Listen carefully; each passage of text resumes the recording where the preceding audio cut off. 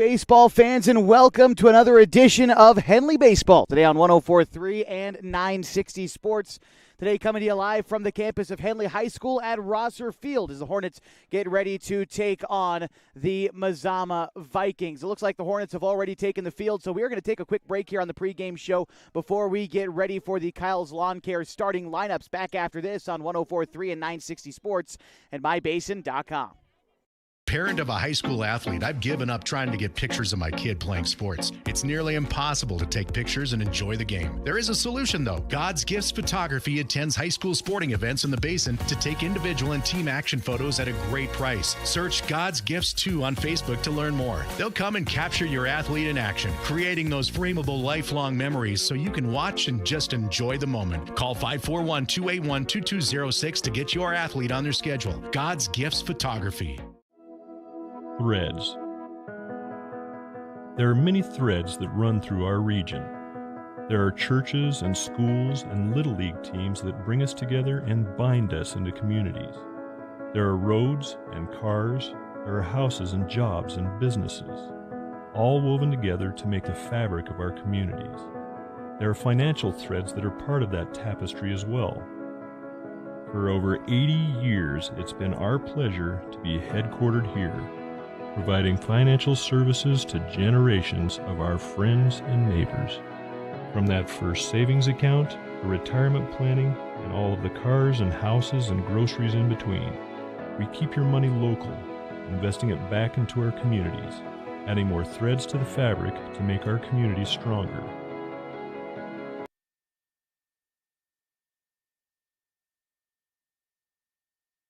We'll bring you back into this game as it's just getting started here at Rosser Field at Henley High School. Corbin Hamilton on the mound for the Henley Hornets, going up against the Vikings lineup that goes like this. For the Kyle's Lawn Care starting nine, it's Mason Snell leading off as he is even in the count, a ball and a strike to Corbin Hamilton. Now down in the count, a ball and two strikes. Batting second, the second baseman, Max Rogers. Deshaun Carter, the catcher, hits third, followed by Jaden Justice, the pitcher, hitting fourth. Kellen Lee in center field, batting fifth, followed by Mason Spivey in left field, hitting sixth. Slow roller down the first base line will wind up foul, and the count will remain a ball and two strikes to Mason Snell. Batting seventh for Mazama is Jacoby Nickerson. William Hamilton bats eighth at first base, and Silas Capitan is at shortstop, batting ninth for the Vikings. And we can take a look at Corbin Hamilton on the hill this season for Henley as he gets the start today. The right-hander is ready to deliver the 1-2 pitch to Mason Snell. That one is going to be called strike three. Looked up above the letters of the hitter, but rung him up. And Snell is down looking for the first out in the first inning. Back to the numbers for Corbin Hamilton this season. This will be his 8th start, his 11th appearance overall this year. He carries a record of 5-1. And in 36 innings pitched this season, an ERA of 1.75. In steps Max Rogers as that pitch, which looked lower than the previous strike three call, this time called a ball. The count is 1-0.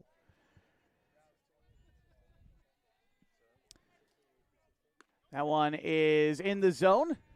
Still up in the zone. The count even now, a ball and a strike to Max Rogers.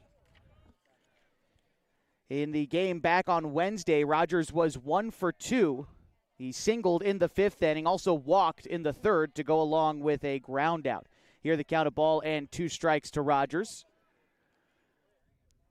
And that time a curveball got him swinging. Strike three, back-to-back Ks to begin the game. And this will bring up Deshaun Carter. Henley entering play today as the Skyline Conference champions, 13-0 in league play, 18-3 overall this season. Mazama 6-16 overall, a 2-12 league mark as Deshaun Carter takes a pitch below the knees. The count is 1-0. Carter this season second on the team for the Vikings in hitting, batting .333.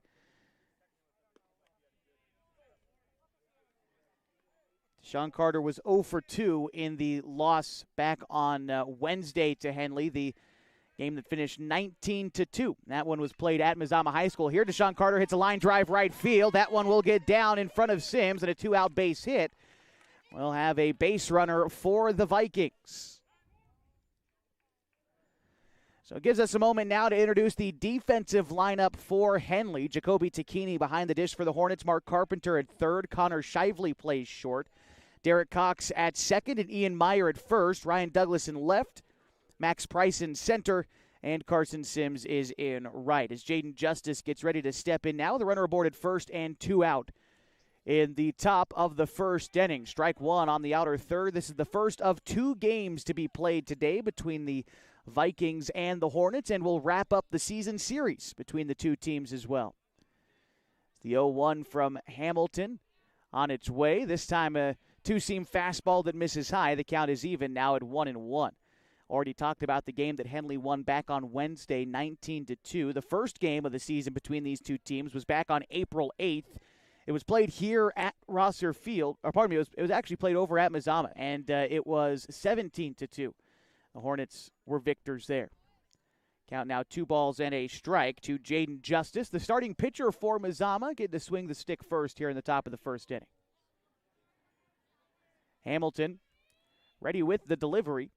That one is in there. The count is even now, 2 balls and 2 strikes. A two-seam fastball starts away, but runs back over the outside corner of the plate. And Hamilton now comes set with the 2-2. Here's the pitch.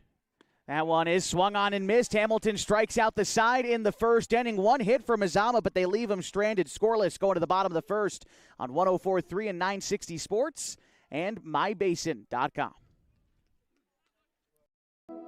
Threads. There are many threads that run through our region. There are churches and schools and Little League teams that bring us together and bind us into communities. There are roads and cars, there are houses and jobs and businesses, all woven together to make the fabric of our communities.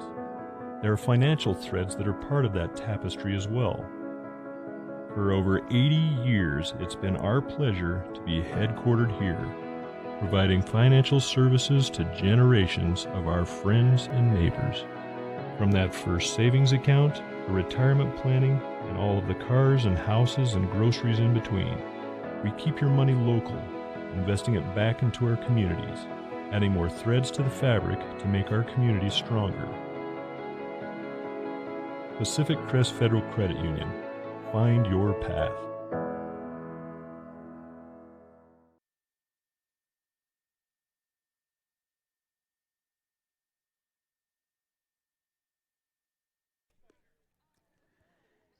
Getting ready for the bottom of the first inning, and we'll introduce you to the starting lineup for the Henley Hornets. Leading off will be the third baseman, Mark Carpenter. Connor Shively bats second at shortstop.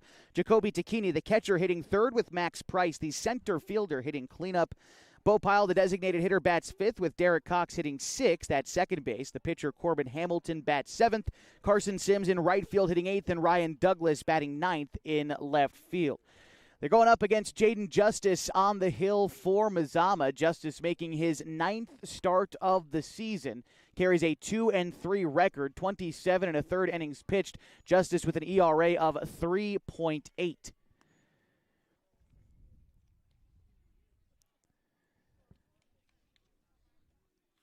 Looks like we're just about ready to get going. We'll take a look at the last start for Jaden Justice here in just a moment as Mark Carpenter gets ready to settle in for Henley.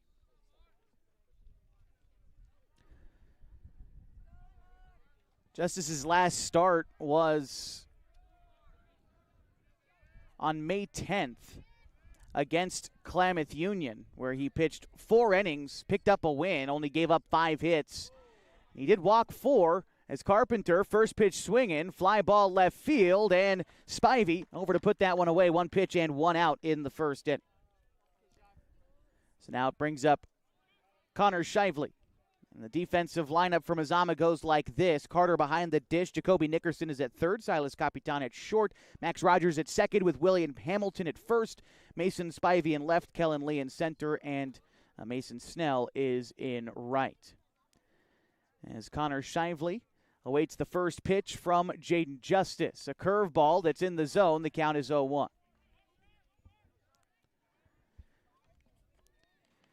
Back on Wednesday,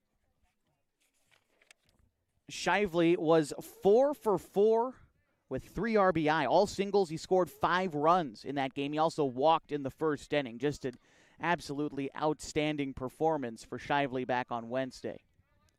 Awaits the 1-1 pitch from Jaden Justice. That's a curveball that's going to miss upstairs. The count is 2-1. On deck after Shively is Jacoby Takini. Looking at the numbers on the season for Connor Shively, he is 3rd on the team in batting this year, hitting .434. He actually is 2nd on the team in hits. Here's a ground ball up the middle, snagged by Rogers at 2nd in the gap, but Shively hustling down the line beats out the infield single. And that will bring up Jacoby Takini with a runner on first and 1 out.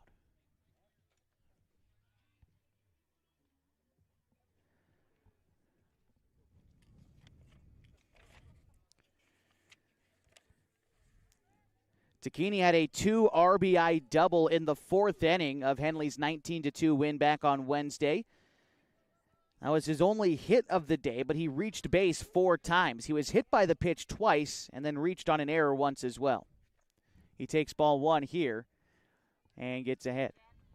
After Takini in the Henley order, it's Max Price. Justice is set. The 1-0 is bounced out towards short and through into left field. And back-to-back singles for the Hornets put runners in scoring position for the middle of the order.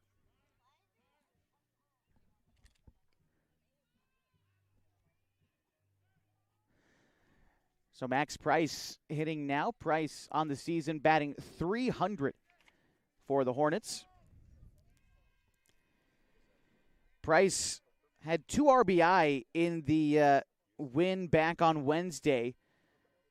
Once on a sacrifice fly in the 3rd inning. A run also scored in the 1st inning on an error. Wound up singling in the 5th, but was left stranded in that inning. Porter Frost aboard at first for Jacoby Takini, as has been typical this season. And Jaden Justice with 1 out, ready to pitch to Max Price. Keeps his hands low. One of the more unique batting stances on this team, but it's worked for him this year. As the pitch is in the dirt, Deshaun Carter, the catcher for Mazama, doing a fine job of keeping it in front of him there. No runners able to advance, but the count is now 1-0 to Max Price. Bo Pyle waits on deck for Henley. Deshaun Carter delivers the sign to Jaden Justice, who comes set. Now the pitch. That's a curveball over the heart of the plate. Strike 1. Justice has thrown that curveball a few times now. Got Carpenter to pop up, and he's been leaving it over the middle of the plate, but eventually started mixing in the other off-speed pitches. It's going to try to get Henley hitters to chase that curveball. Here's the 1-1. There's another breaking ball, but line drive into center field. That's going to get by the center fielder Lee and roll near the wall. 1 run is going to score. They're waving Porter Frost to come in and score. The throw is going to take Carter up the line. He missed the tag, and he's safe at home. 2 RBI coming in for Max Price, and Henley leads 2-0 in the bottom of the 1st inning.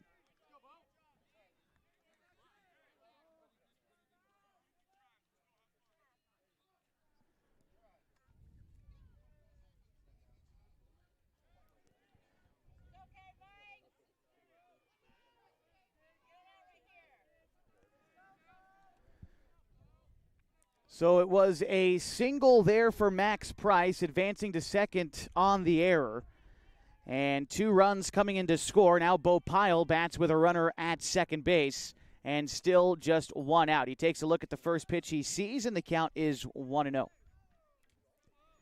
Pyle also has been keeping his hands low, trying to break out of a little bit of a slump that he entered in about partway through the season, but having a great game last time out against Mazama. Pyle was 4 for 5 with 5 RBI. He had a 2-run double in the 1st, added another RBI with a single in the 2nd, and 2 more RBI on a double in the 4th. He really had a stellar performance against Mazama back on Wednesday. Here he takes a look at the 2-0, misses below the knees and outside.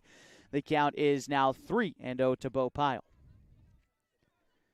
Pyle batting .328 this season. Like I said last game. He actually has as many extra base hits this season as he does singles. 9 doubles and a triple compared to 10 singles this year for Bo Pyle. This time he'll add a walk and get on base with 1 out.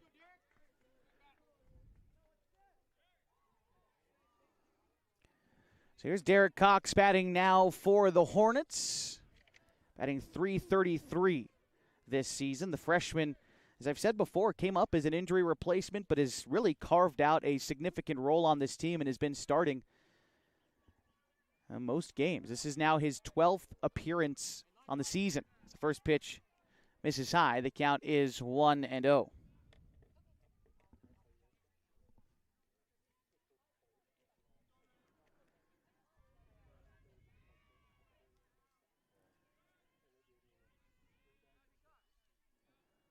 The 1-0 pitch, that's hit in the air, center field. Lee going back, that's going to be well over his head. Take 2 hops and bounce off the wall. Max Price is going to score. They're waving Pyle around to score. He will get in there safely, and a triple for Derek Cox clears the bases, and Henley leads 4-0.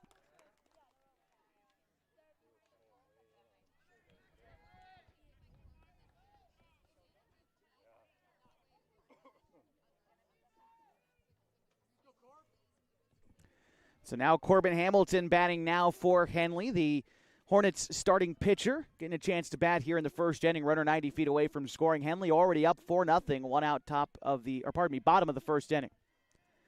Pitch to Hamilton, line drive center field base hit. That'll score a run, and an RBI single for Corbin Hamilton makes it 5-0 Henley.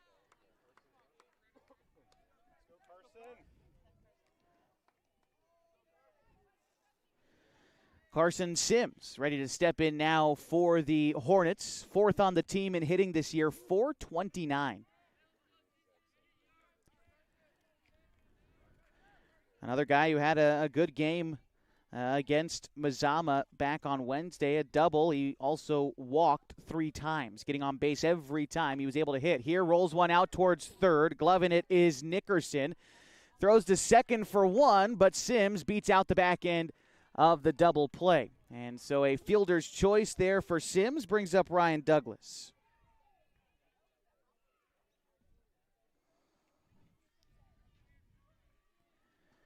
Ninth batter to hit this inning for Henley is Douglas. He'll hit with a runner on first and 2 away. Douglas with a 2 RBI single in the 4th inning of the first game between these two teams. Douglas had an RBI single as well in the first inning of the Wednesday contest. Here he pops one up behind home plate. It's out of play, foul, and the count is now 0-1.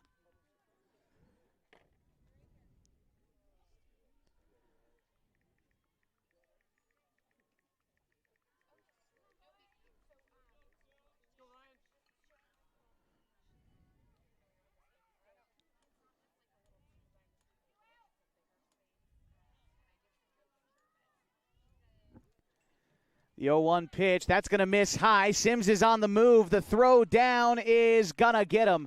A pitch out caught Sims stealing, and that will end the inning. But the Hornets score 5 in the first on 5 base hits. No runners left stranded. They'll take a 5-run lead to the second inning. Back after this on 104.3 and 960 Sports and MyBasin.com.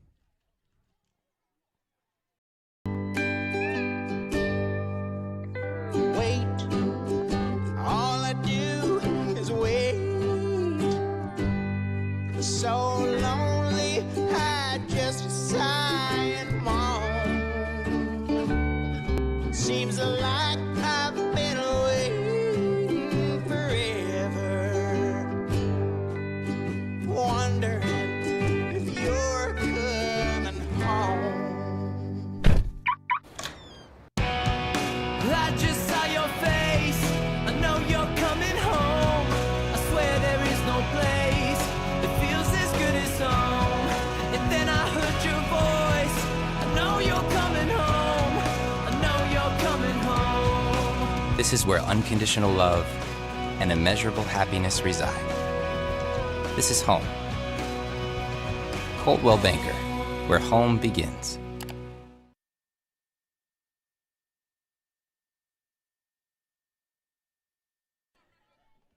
And we're getting ready for the top of the second inning between the Hornets and the Vikings, where Henley leads 5-0.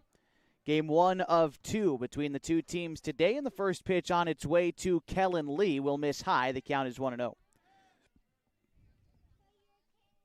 It's Lee, Mason Spivey, then Jacoby Nickerson due up in this inning. A bouncing ball out towards short. Shively tries to come up with it, but bobbles it. And that will allow Lee to reach on the air and bring up Mason Spivey.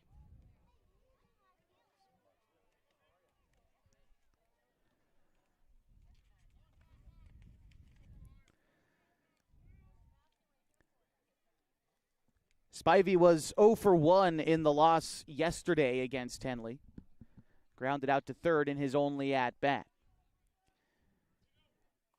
Here's the pitch from Hamilton. Swings through it. Count is 0-1.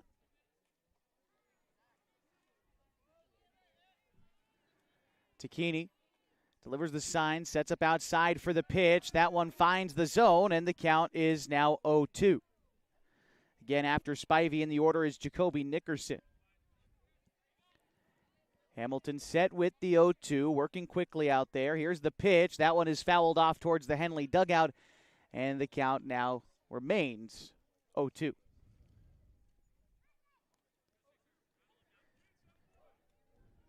Take a look at the weather report here at Henley today. It's a little bit overcast, cloudy skies today, 64 degrees right now. We're going to warm up probably to about 67 before the game is over today as the 0-2 misses. The count now 1-2. Not much wind to speak of, which is uncharacteristic out at Henley. Here's a bouncing ball to Meyer at first. He's going to throw on to Shively for one, but no one is covering the bag for the back end of a double play. And so Henley will get the lead runner. With one out now in the second, here comes Jacoby Nickerson.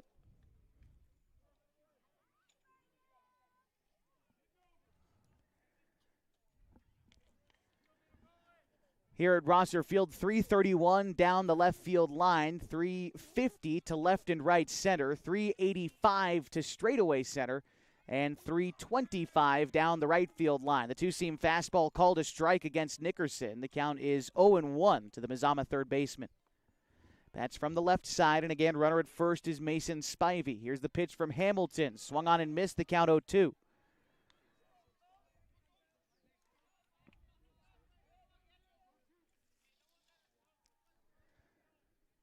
Nickerson settles back in. Takini once more setting up for the pitch. Outside, this is chopped, a high chopper out to the mound. Hamilton up with it, underhand toss to first, and that'll be in time. But in the meantime, Spivey advances to second. And so this will bring up William Hamilton with two away and a runner in scoring position. The Vikings trying to get a run on the board here in the second inning.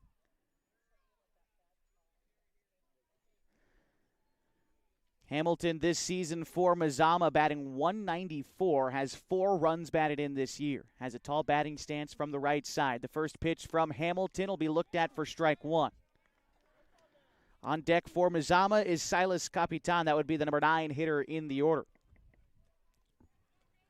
Spivey takes a lead off a second. No one holding him there. The pitch home is going to be called a strike on the outer third, just above the knees. The count 0-2.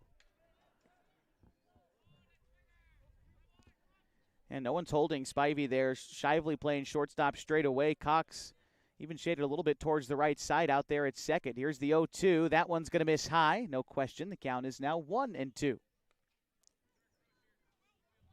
Henley leads this one 5-0 top of the second inning. But again, a runner in scoring position for the Vikings. And a 1-2 count to William Hamilton. Pitch on the way from Corbin Hamilton. Bounced out towards short. Shively up with it cleanly this time. Strong throw to first. That's in time. And it will end the inning. The Vikings leave one stranded. No base hits in the inning. And we'll go to the bottom half of the second with Henley in front 5-0 on 104.3 and 960 Sports and on mybasin.com.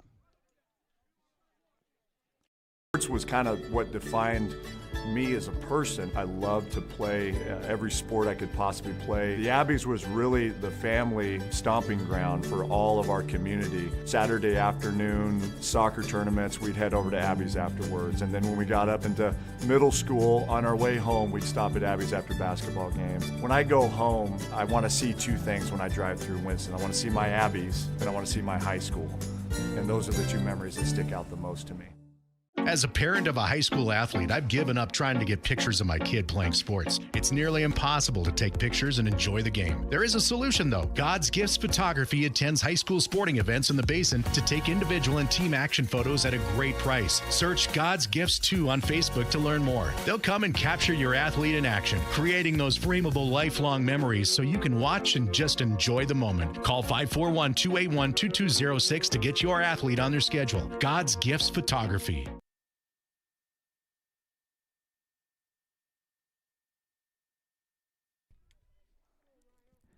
Getting ready for the bottom of the second inning. Henley hosting the Mazama Vikings. It'll be Ryan Douglas, Mark Carpenter, and Connor Shively due up for Henley. That's 9-1-2 in the order as Henley leads this one 5-0.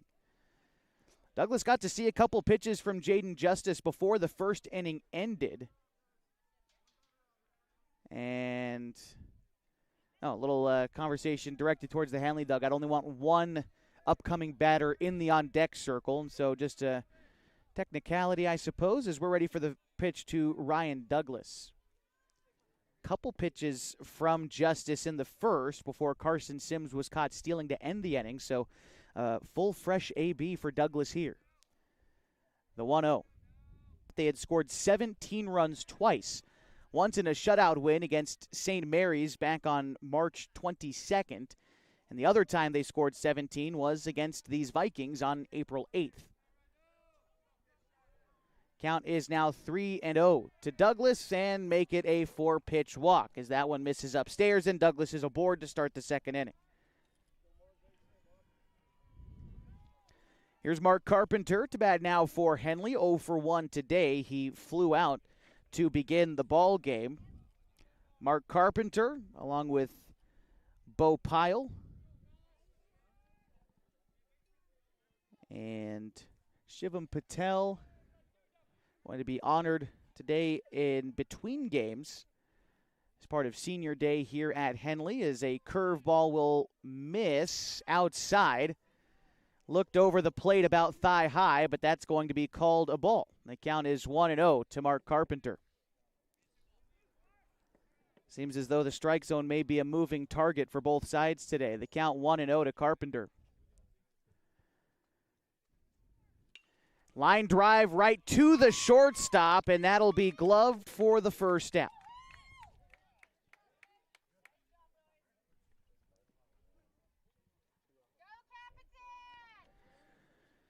Connor Shively batting now for the Hornets. Shively 1 for 1 with a run scored today. Runner remains at first. That's Ryan Douglas.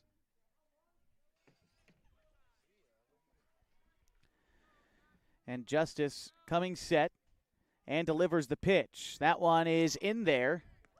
The count is 0-1. Deshaun Carter getting the signal in from the dugout. And awaiting the 0-1. Line drive the other way. That'll get down into left field. And a nice base hit there for Connor Shively will advance Douglas into scoring position. Shively seeing the ball well this week. Another base hit makes him 2 for 2 today. And now there are 2 on for Jacoby Tacchini. Tacchini's also 1 for 1 so far today. A single, and eventually Porter Frost, who comes in courtesy runs for him, would come around to score back in the first inning. Carter delivers the sign to Justice, and now the pitch. Curveball over the heart of the plate, strike one called against Tacchini. There's that curveball again from Justice. He's throwing it good for strike one today. But after these Hornets hitters have seen it once, they've been able to sit back and wait for it again. But he uses it there again to get ahead of Tacchini. So here's the 0-1 pitch coming up. That time, Looked maybe to be a slider, some kind of off-speed pitch that missed upstairs. The count is even now, a ball and a strike. After Takini in the Henley order, the cleanup hitter Max Price due up next. Tall batting stance for the Henley freshman. Here's the pitch. Takini hits one high, left field, but not too deep. Spivey is underneath it, will plant himself underneath to make the catch for the second out. Runners will stay put, and now there are two away in the bottom of the second. And Max Price to bat.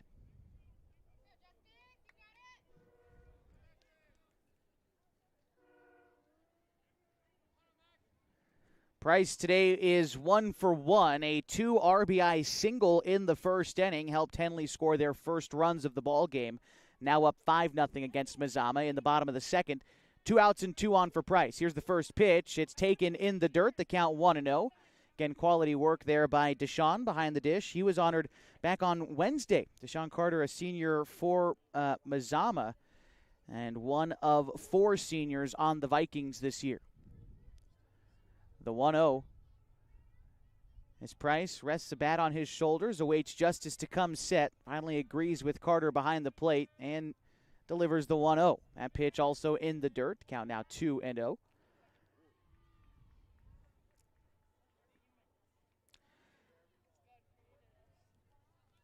Henley already the Skyline Conference champions this season. We'll talk a little bit more about that as we move throughout the broadcast today. But have already booked a ticket to the 16-team OSAA state playoffs, which begin on May 27th. And that one will miss low below the knees. The count is 3-0. Two other teams we know for sure are going to be there, and that would be Newport and Pendleton. They've both won their league as well, as the 3-0 pitch to Price is over the middle for strike one. After Price, it's Bo Pyle. Small lead off of first for Shively. Douglas, not much of a lead to speak of off a second as the 3-1 misses low, and that will load the bases for Bo Pyle. Douglas to third, Shively to second.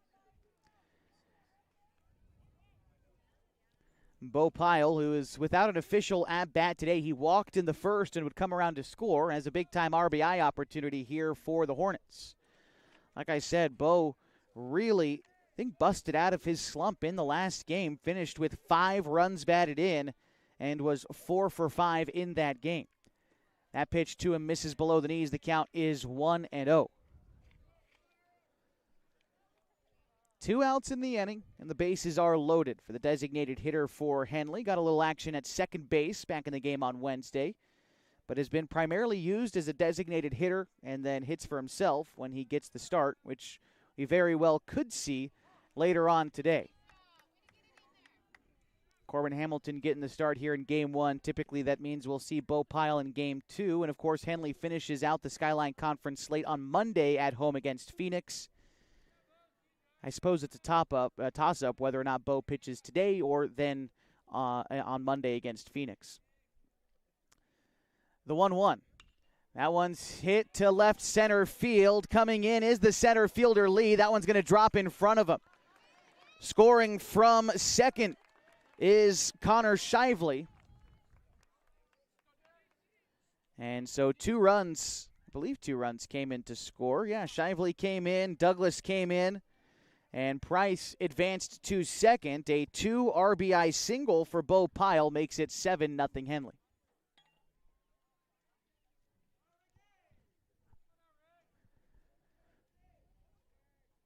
Now here's Derek Cox batting for the Hornets. First pitch swinging, pops it up in the infield. Capitan, the shortstop, calls everybody off. He will make the catch, and that will end the inning. But the Hornets scored 2 on 2 base hits in the inning, and they leave 2 stranded. They lead 7-0 going to the third on 104.3 and 960 Sports and MyBasin.com.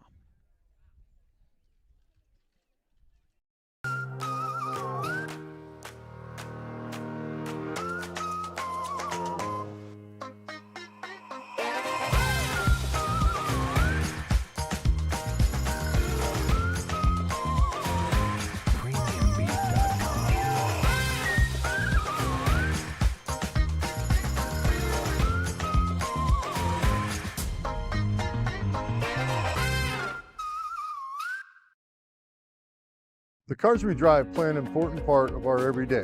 Whether we're going to work, dropping off the kids at school, or maybe even on that first date. Vehicles we drive play an important role in all of that. And that's why at Klamath Falls Subaru, we are so passionate about getting you the long-lasting vehicle that you will love. When you come to our store, you'll find that every department is dedicated to caring for our customers, which is why I can proudly send anyone here knowing that they will be treated like family. Stop by and say hi. When you come to Klamath Falls Subaru, you're coming home.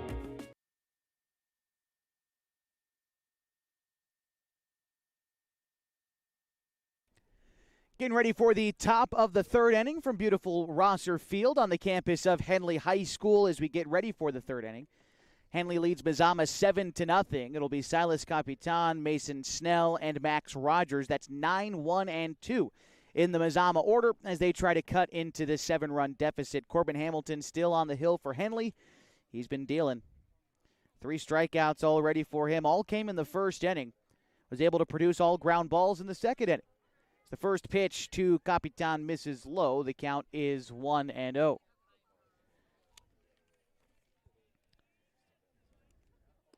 Capitan did not hit Wednesday in the game against Henley, and was 0 for 2 back on April 8th when these teams met for the first time. Here's the 2-0 pitch. That's a slow roller foul. Count is now 2-1.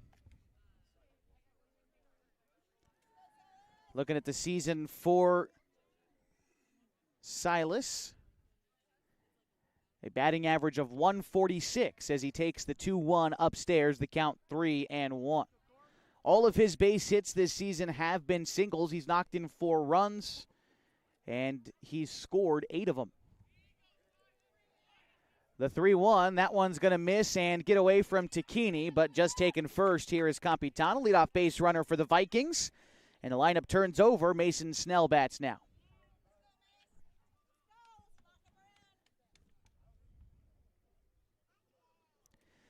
Vikings got a leadoff base runner in the second inning. Were unable to do anything with it. They left the runner stranded in scoring position.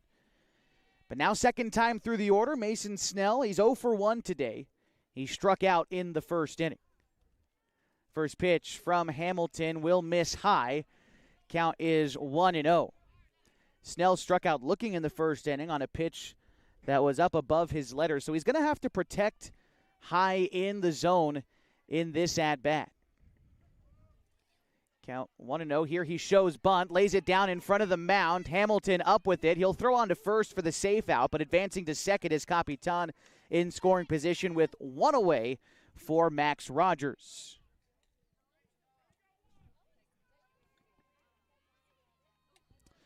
Rogers also struck out in his first at-bat, 0 for 1 today. Rogers, a sophomore. Started a ton of games last year for Mazama, and overall, this is just a very young team. So the first pitch on its way to Rogers is a curveball that found the zone, an inch off the plate, but strike 1. Kellen Lee, Ethan Frost, Mason Snell, Jonathan Ladner, William Hamilton, all freshmen this year for Mazama. You feel like they're building for the future, and here's a base knock for the sophomore. They're going to hold the runner at third. Capitan will pull up there, so they'll put runners at the corners for Deshaun Carter, and a chance for the senior to come through for his team here.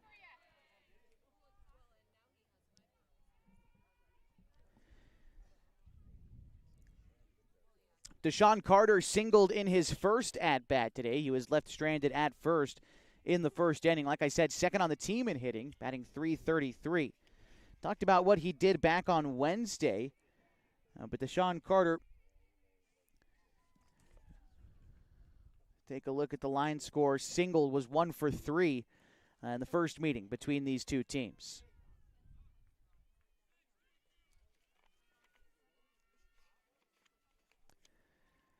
Signs being given by head coach Mike Edwards of the Mazama Vikings, telling his guys out there on base what to do. You wonder if they're going to have Rogers, who's at first, on the move here with 1 out in the inning. See how worried Hamilton stays about him as he comes set for the first pitch to Deshaun Carter. Tacchini sets up outside. The pitch is a curveball that misses. Must have been low. The count is 1-0.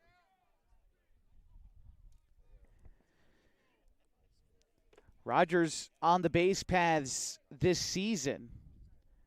Take a look at that here after the 1-0. That one is in there. The count is even. A ball and a strike.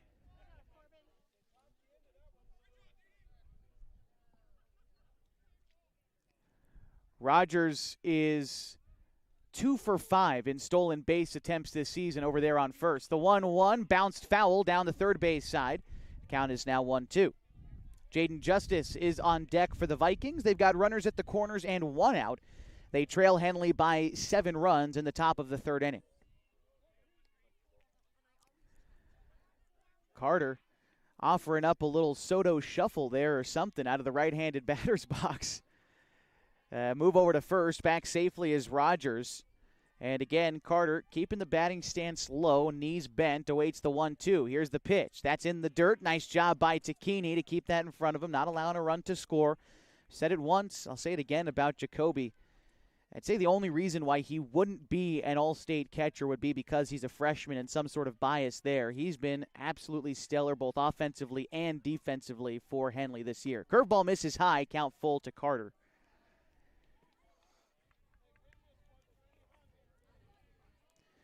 It took Connor Shively, who's now at shortstop for Henley, until his sophomore year to make an all-state selection. I believe he was second team a season ago, but was equally as good as a freshman. Just sometimes there's that certain level of bias there as the 3-2 misses low, and that will load the bases for the cleanup hitter, Jaden Justice.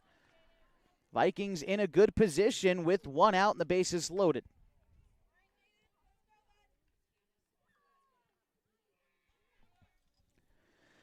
Justice 0 for 1 in the ballgame so far. He struck out in the first, and it looks like we've got a runner in for Mazama. Not quite sure who is over there at first. We'll try to find that out for you in just a moment. The first pitch coming up to Jaden Justice. He's showing bunt, lays one down the third base side. It kicks foul. Looks like Ethan Frost is aboard at first for Mazama, running in for Deshaun Carter. Of course, Deshaun, the catcher, afforded the courtesy runner.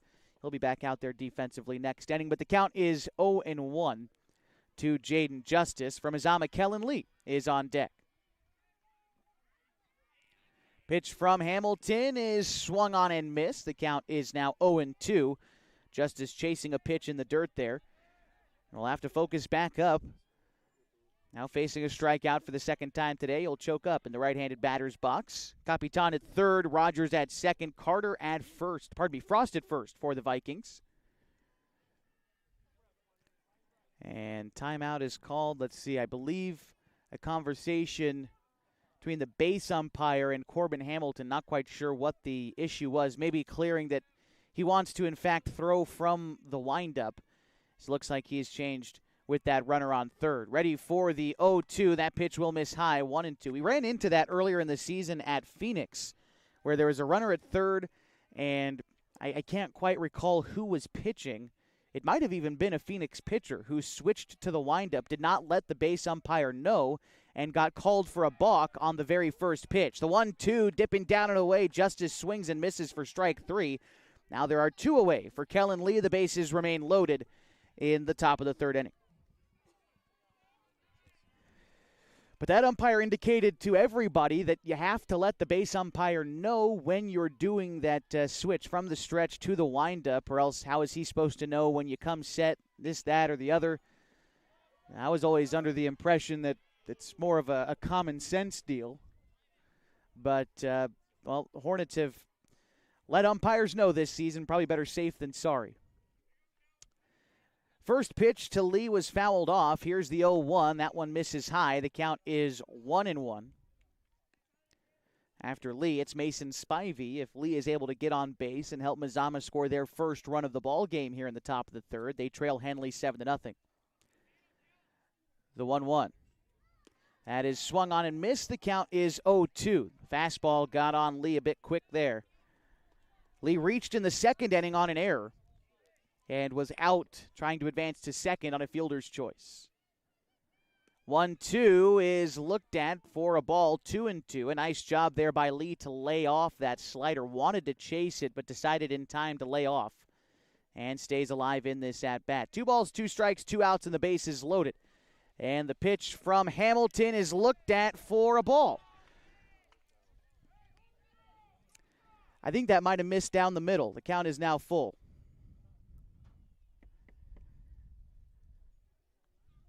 Delivery from Hamilton. All the runners on the move, and the count is full, and that will walk in a run. And Mazama is on the board, and that will bring in Mason Spivey to bat. As Capitan scores on the play, Rogers to third, Frost moves to second, and Lee is aboard at first.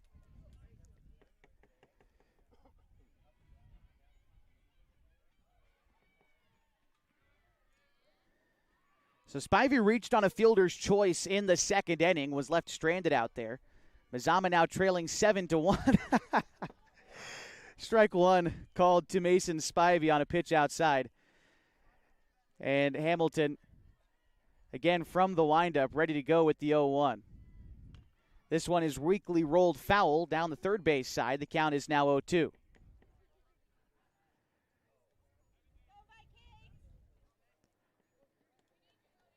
Spivey's able to find a way to get on base. It's Jacoby Nickerson who's on deck. The pitch is looked at for strike three. A curveball broken off by Hamilton gets him out of the inning. But the Vikings do score a run on one base hit, and they leave the bases loaded. To the bottom of the third we go in a 7-1 ball game on 104.3 and 960 Sports. It starts to warm up outside, it's time to tackle your lawn. And Kyle's Lawn Care is who to contact. Kyle's been doing lawn care in Klamath Falls for over 9 years. He offers a variety of services designed to make your life easier. Kyle's Lawn Care offers weekly mowing jobs, which includes mowing, edging, and blowing off sidewalks, snow removal, big cleanup jobs, dump runs, and more. At Kyle's Lawn Care, they strive to give each job their all and go the extra mile to exceed their customers' expectations. To get an estimate, you can call or text 541-281-3623. Kyle's Lawn Care. Introducing Smith Bates Marcom Solutions, your trusted partner in marketing and communication. We specialize in crafting compelling campaigns, eye-catching graphics, and impactful branding materials. Smith Bates is like working with dependable friends. They always help us build our professional image. Through the innovative strategies that the team at Smith Bates suggested, we've been able to give the brand at Calor the boost that it desperately needed. Unlock your potential with Smith Bates Marcom Solutions.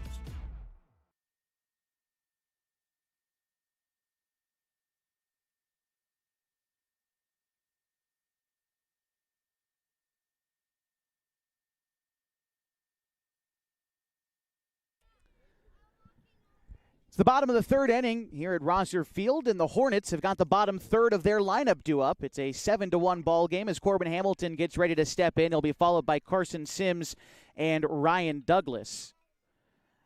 Hamilton is 1 for 1 today, knocked in a run in the first inning, and was out on a fielder's choice trying to advance to second. Here he steps in against Jaden Justice in the third inning of his start.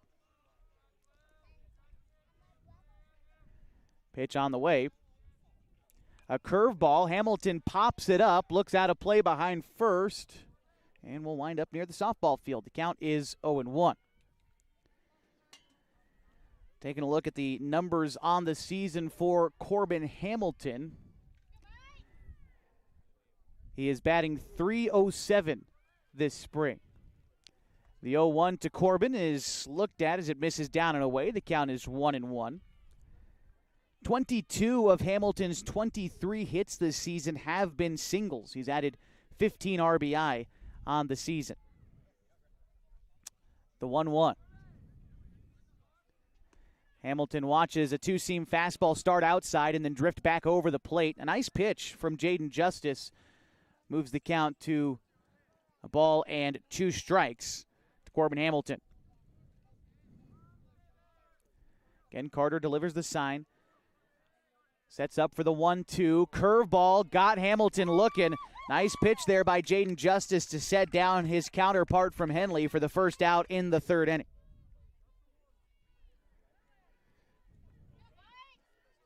In steps Carson Sims. Sims reached on a fielder's choice in the first inning and was caught stealing to end that inning.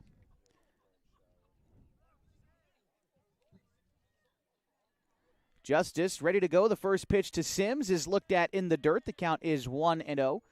Like I said, Henley, the Skyline Conference champs themselves, along with Pendleton and I believe LeGrand, along with Newport and Philomath, have already booked a ticket to the 16-team state championship. And although it's not official, Scappoose will be in that mix as well. The number 2 team in the state is 19-5, 12-0. They have effectively clinched the Kawapa League, the up north kind of coastal league from the Portland area. The count is now 2-0 to Carson Sims. Now, the third best teams from all of these leagues will also make the play-in round. So that's Staten and Baker so far. We know of for sure. The 2-0 will miss high. The count is now 3-0 to Carson Sims. And if I had to look at where the standings are for a couple of the other leagues, well, it looks like Marist Catholic and Junction City will both make the cut. Right now, they're tied at the top of the Sky M League. The 3-0 to Carson Sims will miss high, and a 4-pitch walk delivered to the Henley right fielder will get him on base with 1 out. Ryan Douglas bats now for Henley. Look at the Tri-Valley Conference. It looks like it's going to be the Dalles and Malala that make it out of that league, with Gladstone probably making the play-in. And North Bend will likely, well, North Bend and Marshfield are actually tied for an opportunity at the play-in round there. So, first pitch to Ryan Douglas will miss outside. The count is 1-0. Actually, as I look at that conference a little bit closer, North Bend, they're actually number 7 in the state. So they could still earn an at-large bid by being ranked in the top 8 come the end of the regular season. The 1-0 is a curveball swung on and missed. The count is 1-1. Now to Ryan Douglas. It's a 7-1 Henley lead in the bottom of the 3rd inning with Carson Sims aboard at first. And 12 teams automatically qualify for the 16-team OSAA state tournament as Douglas swings and misses at the 1-1. The count is now 1-2.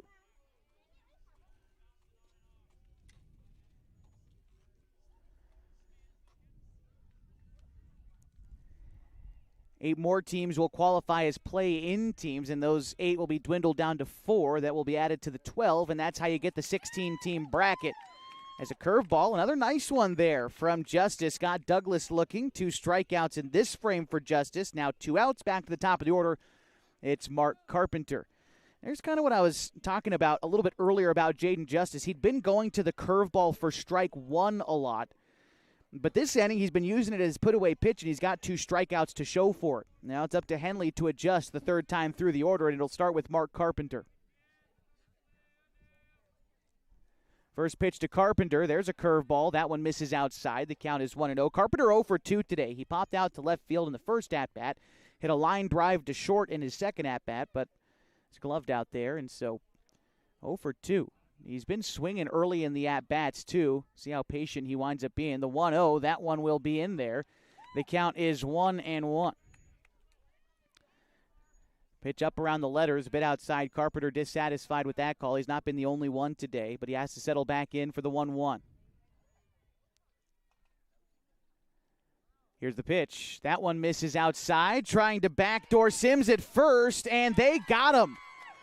Second time today, Sims has been out on the base paths. Carpenter will lead off the 4th inning. As we go to the 4th right now, Henley leads 7-1 on 104.3 and 960 Sports and MyBasin.com.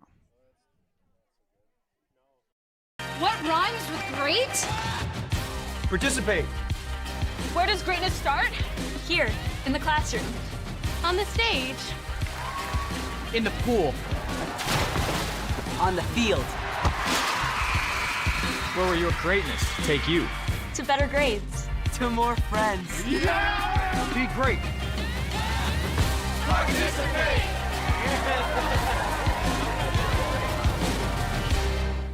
At mybasin.com, we bring you the power of local radio, the pace and reach of social media, the information of 24-hour news, and the excitement of local sports. We do this with a team of radio professionals that is second to none. Klamath Falls is a community that we love and a place that we are proud to call home. Klamath Falls deserves a media group that is as committed to you as you are to Klamath Falls. MyBasin.com is your go-to place for news, sports, events, and everything going on at home in Klamath Falls.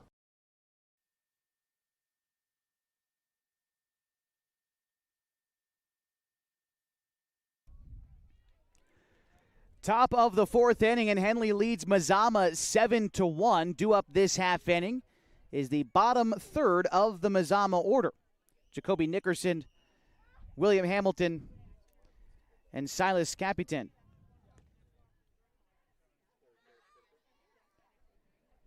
Between the three of them, 0 for 2 today. But a second look at Corbin Hamilton this time around the order. Mazama was able to score 1 run in the third inning, courtesy of a walk issued to Kellen Lee. Forgot to credit him with the RBI on that run scored. It was Capitan who wound up coming in to score. The left-hander Nickerson awaits the first pitch. The two-seamer misses wide, and the count is 1-0. We are off and going at the top of the fourth inning. Quick check of the line score for these two teams. For Henley, 7 runs on 7 hits. They have committed 1 error, and they have left 2 runners on base. Here's a fly ball deep right center field. That one is going to land in the glove of Max Price. Moving over to make the catch for the first out. For the Vikings, 1 run on 2 hits. They've also committed 1 error, and they've left 5 runners on base today. As we get a look at William Hamilton now for the Vikings. Hamilton 0 for 1 today. He grounded out to short in the second inning. First pitch to him misses down and away. The count is 1-0. I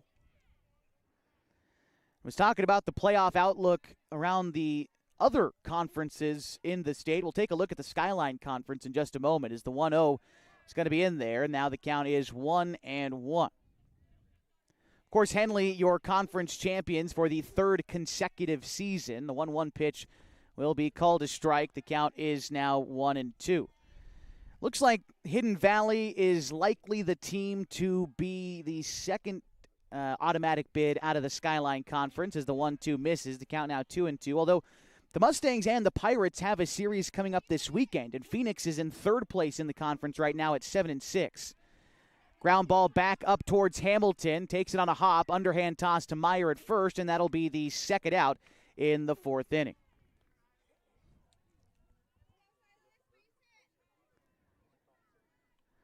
Mazama shortstop. Silas Capitan batting now. He walked in his first at-bat. Came around to score. Swings and misses at the first pitch there. The count is 0-1. As I was saying, still that second place up for grabs as Phoenix finds a way to beat Hidden Valley twice. It's the 0-1 call to strike 0-2. That would create a situation in which they are tied for the second spot in the Skyline Conference, in which the season series against Klamath Union would probably be the tiebreaker, I believe, which would then give Hidden Valley the edge. Klamath Union 3-12, they are out of the playoff race. Mazama 2-12, they are also out of the playoff race. As the 1-2 swung on and missed, and tag applied, drop third strike. That will end the inning. The Vikings down in order. In the 4th, we'll go to the bottom half with Henley up 7-1 on 104.3 and 960 Sports and on mybasin.com.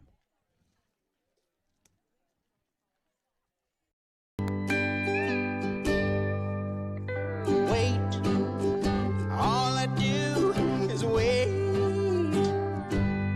So lonely, I just sigh and moan.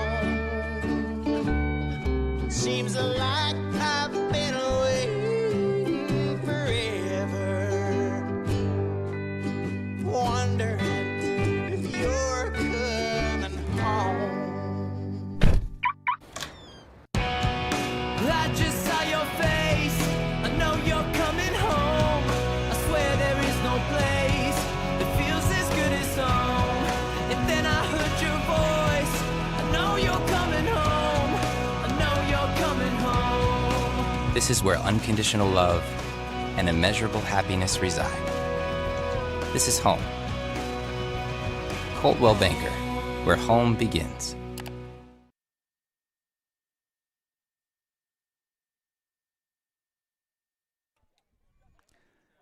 Bottom of the fourth inning, and Henley leads Mazama 7-1 in the first of a doubleheader today from Rosser Field. It'll be the top of the Henley order due up: Mark Carpenter, Connor Shively, and Jacoby Tacchini. Between those three guys today, they are 3 of 6. 2 of those hits credited to Shively.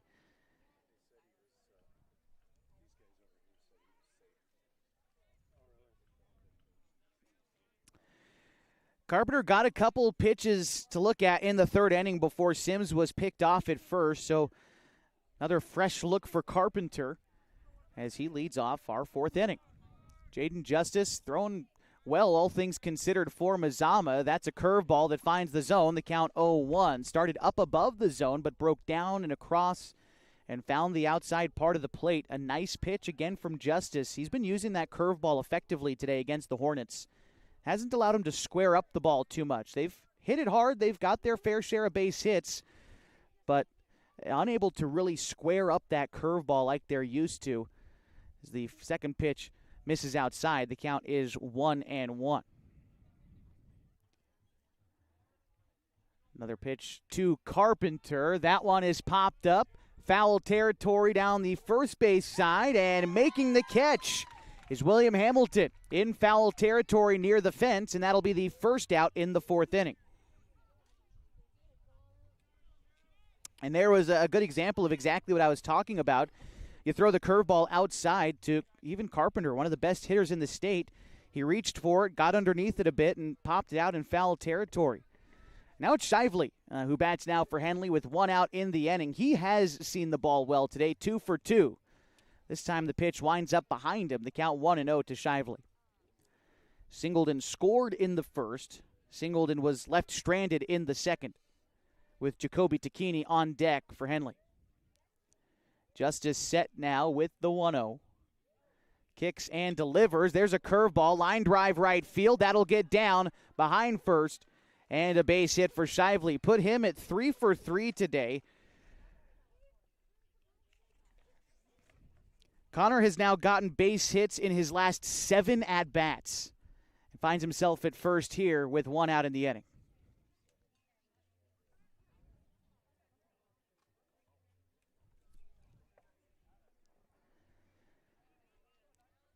Tacchini 1 for 2 today. Singled, and his courtesy runner would come in to score during that inning. He also flew out to left field in the second. Carter sets up outside for the pitch. Tacchini pulls one deep, but foul down the left field side.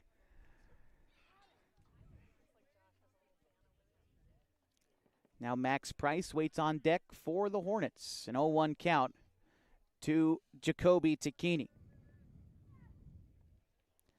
Shively at first after the 1-out single. Henley leads 7-1 here in the fourth. Again, Carter sets up outside for the pitch. And the count is now even, 1-1, after that one misses below the knees and away. Picked up some dirt along with it. Jaden Justice set once more for the 1-1. Tacchini takes a look at the curveball that misses down and away again. Similar pitch, similar location. Not going to get Tacchini to chase there. He gets ahead in the count 2-1. Second on the team in batting average. He leads the Skyline Conference in runs batted in. The pitch to Tacchini. Line drive into right center field. That's carrying. That is caught in right field. Nice catch by Mason Snell on the run. Had to go a long, long way to bring that one in. And that'll be the second out in the fourth inning.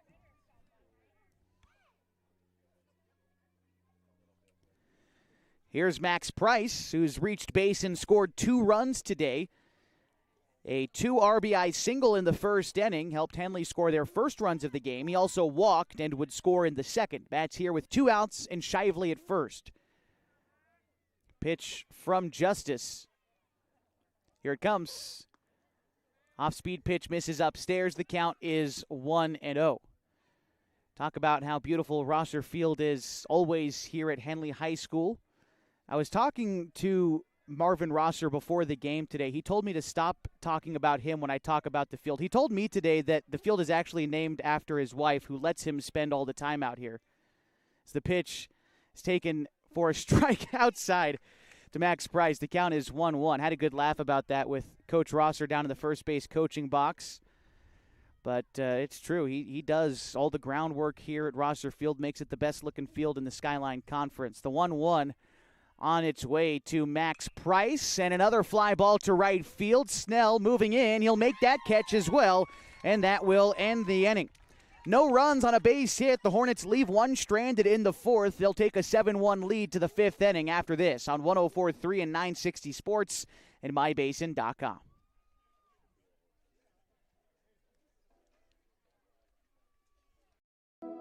Threads.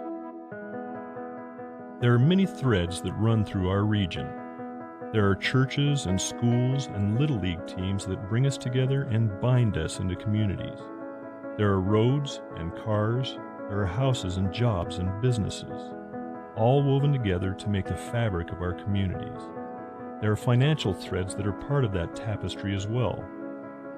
For over 80 years, it's been our pleasure to be headquartered here, providing financial services to generations of our friends and neighbors. From that first savings account, to retirement planning, and all of the cars and houses and groceries in between, we keep your money local, investing it back into our communities, adding more threads to the fabric to make our communities stronger. Pacific Crest Federal Credit Union. Find your path.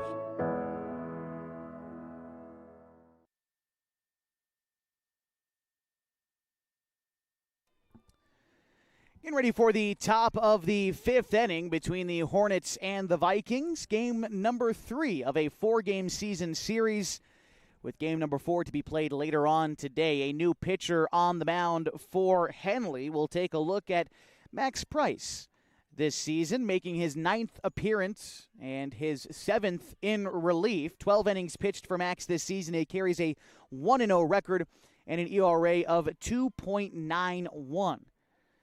Max Price got the start in the win back on Wednesday against Mazama.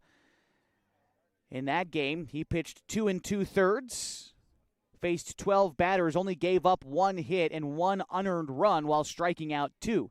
Again, Henley won that one 19-2 back on Wednesday.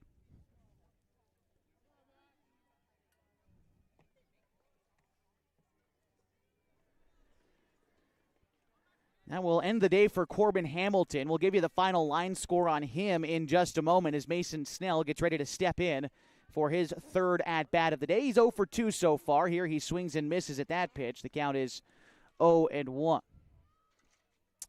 Final line score for Corbin today. He pitched 4 innings, gave up 2 hits, 1 run it was earned. He walked 3 and struck out 6. Weak roller is going to be hit foul, and the count is now 0-2. Corbin Hamilton at 70 pitches, which by my math, I believe makes him eligible to pitch on Monday if the Hornets need him in the Skyline Conference finale against the Phoenix Pirates. The 0-2 misses outside. The count is 1-2.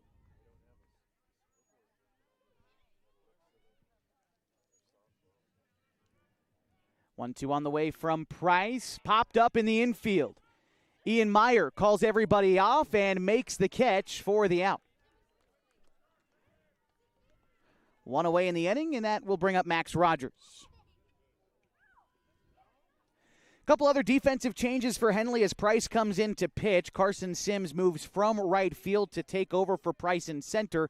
Carson Pimley, the new addition in right field for the Hornets, as Max Rogers ready to step in. First pitch to Rogers. Line drive center field. Sims moving in. He will make the catch for the 2nd out. And now Deshaun Carter bats for the Vikings. He's 1 for 1 today. Singled in the 1st and walked and was left stranded in the 3rd.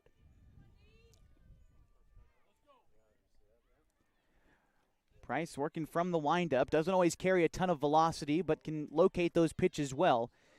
Pitch to Carter is a check swing called a strike to count 0-1.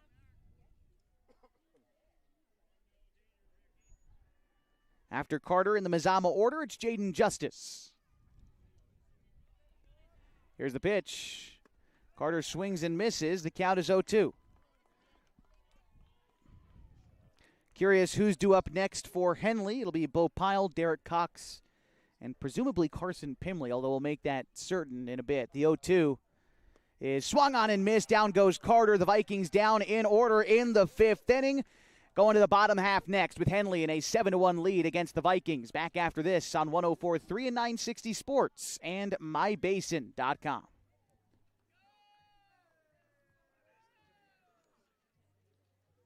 Sports was kind of what defined me as a person. I loved to play every sport I could possibly play. The Abbeys was really the family stomping ground for all of our community. Saturday afternoon soccer tournaments, we'd head over to Abbeys afterwards. And then when we got up into middle school, on our way home, we'd stop at Abbeys after basketball games. When I go home, I want to see two things when I drive through Winston. I want to see my Abbeys and I want to see my high school. And those are the two memories that stick out the most to me. As a parent of a high school athlete, I've given up trying to get pictures of my kid playing sports. It's nearly impossible to take pictures and enjoy the game. There is a solution, though. God's Gifts Photography attends high school sporting events in the Basin to take individual and team action photos at a great price. Search God's Gifts 2 on Facebook to learn more. They'll come and capture your athlete in action, creating those frameable lifelong memories so you can watch and just enjoy the moment. Call 541-281-2206 to get your athlete on their schedule. God's Gifts Photography.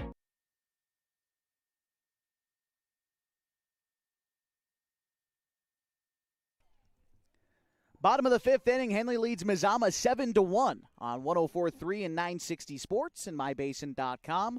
Due up this half for Henley, it's 5, 6, and 7 in their order. That's Bo Pyle, Derek Cox, and Corbin Hamilton. Into the 5th inning of his start is Jaden Justice on the mound for Mazama. I want to give you a quick check of the line score for him here in just a minute. Like I said, even though his team is trailing by 6 runs, Justice has thrown well, all things considered, for Mazama so far in this game. In 4 innings, he's given up 8 hits, 7 runs. He's walked 4 and struck out 2. That's better than most can say this season against this Henley lineup as Bo Pyle gets ready to step in.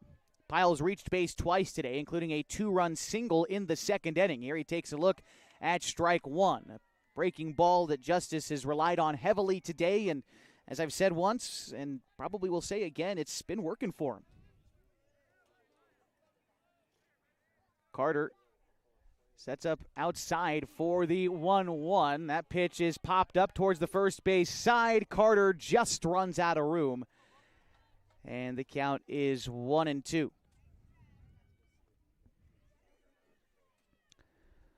Along with that two RBI single, in the 2nd inning, Pyle walked and scored in the 1st. Henley scored 5 runs in the 1st, added 2 more in the 2nd, but were shut out in the 3rd and 4th innings.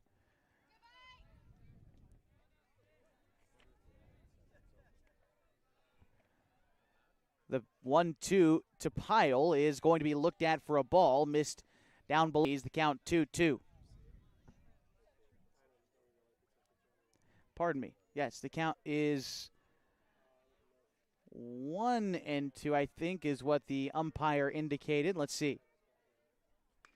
Ground ball to 3rd on a couple hops. Nickerson is up with it. Throw on to 1st is there in time. A nice job by Hamilton at 1st to pick that one up off the 1 hop. That's a nice job by the first baseman to record that out. 1 away in the 5th inning will bring up Derek Cox.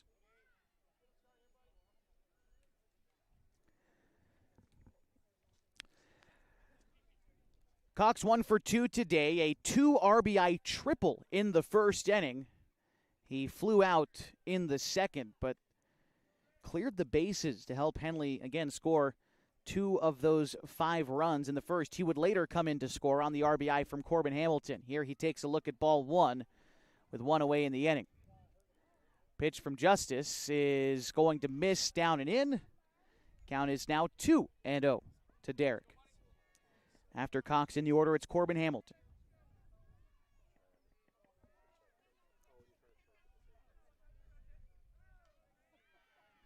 Carter again sets up outside. The count is now 3-0. Justice has tried to pitch the right-handers away all day today.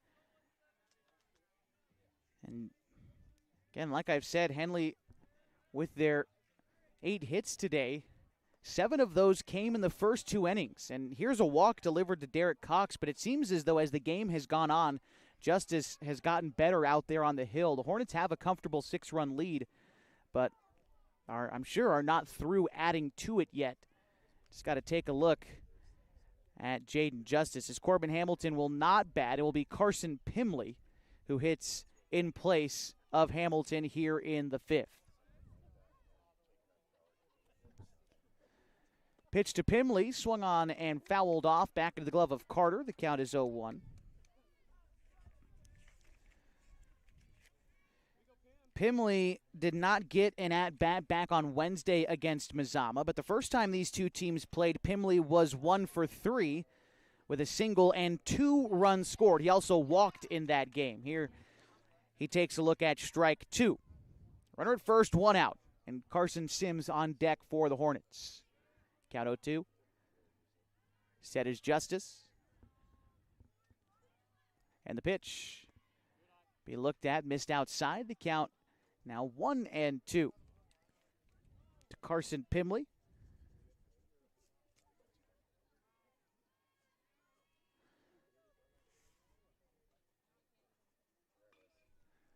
This one also fouled off, and the count will remain.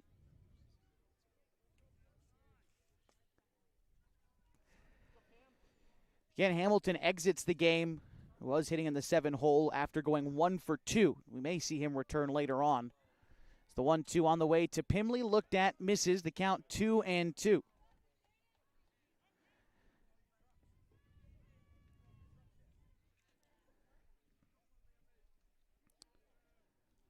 Pimley, tall batting stance. Keeps his front leg straight in the right-handed batter's box. The 2-2 to him. He checks his swing on a pitch that missed high, and he held up in time. The count is now full, 3-2.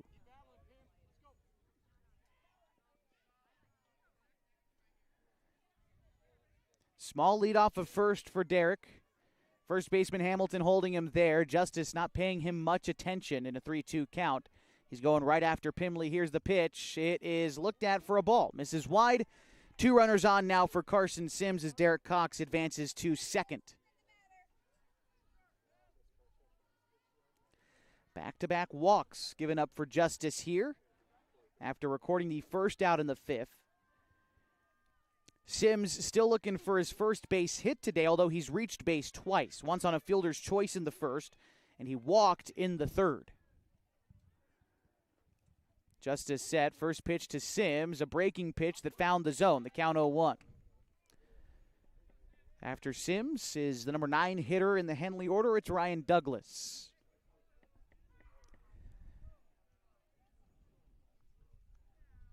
Deshaun Carter shaken off by Justice now twice before finally coming set.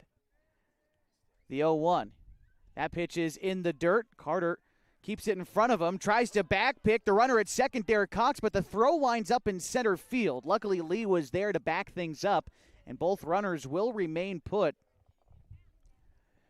Could have been dangerous there for the Vikings, but instead we'll just pick things up as if that never happened. It's a 1-1 count to Carson Sims with Derek Cox at second, Carson Pimley at first. A 7-1 ball game where Henley leads in the bottom of the 5th inning. Pitch to Sims. That one misses wide. And Carter thought about throwing down to second again. This time thought better of it. The count now 2-1 to Sims. Started the game in right field. Has now moved over to patrol center for Henley after the former center fielder, Max Price, came in to throw in the top half of this inning. Sims, one of those versatile guys who can pretty much play anywhere you stick him. The 2-1 is looked at for a ball, 3-1. Thinking this season he's played all 3 outfield positions and he's played second base. They haven't had to use him really anywhere else with guys who have their home solidified at short and at third. But certainly could play there if needed. The 3-1 will miss high, and that's 3 straight walks in the 5th inning for Jaden Justice. Will bring up Ryan Douglas, and that's going to produce a meeting on the mound for the Mazama Vikings. It gives us an opportunity here on the broadcast to recognize one of our sponsors. Big thanks to the Pacific Power Foundation for coming aboard this year, who donated nearly $70,000 in 2024 to organizations like the Oregon Tech Foundation, to Klamath County Schools, and Klamath City Schools. Big thanks to Pacific Power for coming on board for this season of Henley Baseball. Bases will be loaded for Ryan Douglas, as Derek Cox is going to be standing at third, Carson Pimley at second, Carson Sims at first, and Ryan Douglas to bat, who is 0 for 1 today. Douglas walked and scored in the 2nd inning before striking out in the 3rd. Flash you back to Wednesday, where Ryan Douglas singled in a run in the 2nd, was subject of a controversial interference call in the 2nd inning, and then would eventually double and score in the 5th.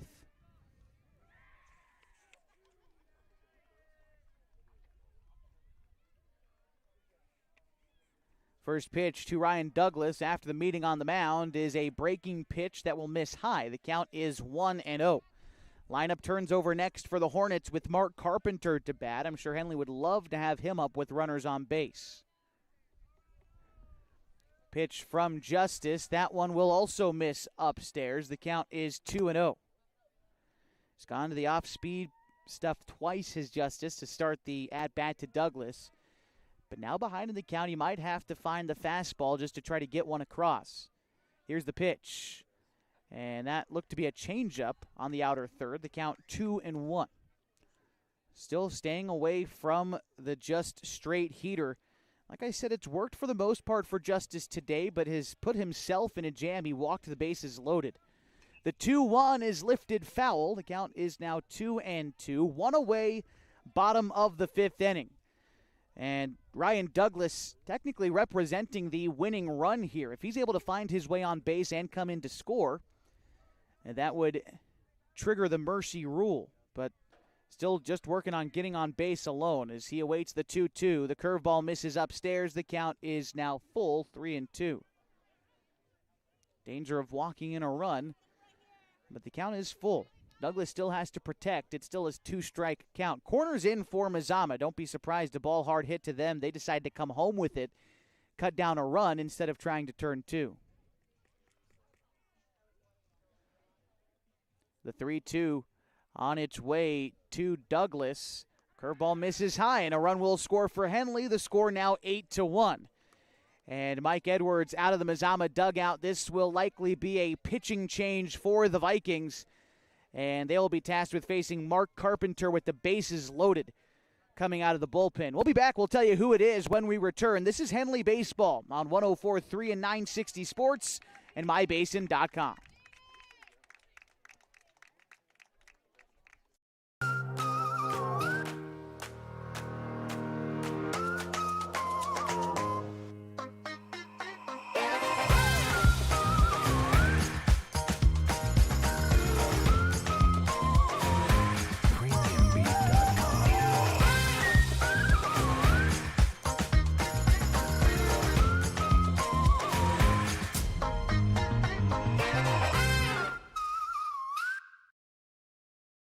The cars we drive play an important part of our everyday. Whether we're going to work, dropping off the kids at school, or maybe even on that first date. Vehicles we drive play an important role in all of that. And that's why at Klamath Falls Subaru, we are so passionate about getting you the long-lasting vehicle that you will love.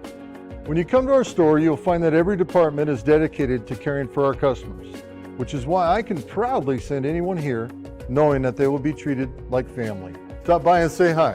When you come to Klamath Falls Subaru, you're coming home.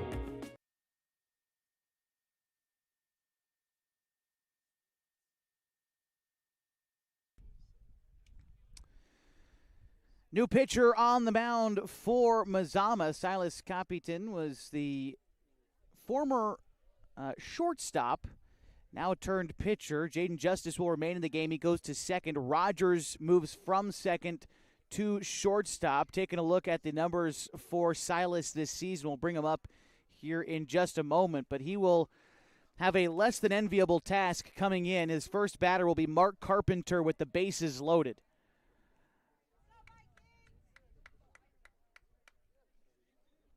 It was 4 consecutive walks that triggered the pitching change. Jaden Justice got the first out in this inning and then just had a hard time finding the zone. Gave a walk to Derek Cox, Carson Pimley, Carson Sims, and Ryan Douglas. Cox came around to score. Pimley will be at third. Sims at second and Douglas at first. As we take a look at the new pitcher in, the right-hander for Mazama, Silas making his 13th appearance this season. He hasn't started a game yet, but he leads the team in innings pitched. 33 1/3 innings pitched this season. He's perfect, 2 for 2 in save opportunities, although this is not one of those. An ERA of 5.04. Not responsible for any of the runners on base right now. That's Justice's responsibility. 1 out in the inning, bases loaded. Here's Mark Carpenter. First pitch to Carpenter in the zone for a strike, the count 0-1. And it seems as though the scouting report remains the same no matter who's on the mound for Mazama. Breaking pitches away from the righties. If you can find the zone, well, you're going to have some success. Carpenter 0 for 3 today. The 0-1. That one misses. Kicks away from Carter for a moment, but no one moving. And Pimley will remain at third. Winning run for Henley is on base in the person of Ryan Douglas. A hard hit ball in the gap could end it with the speed on the base paths.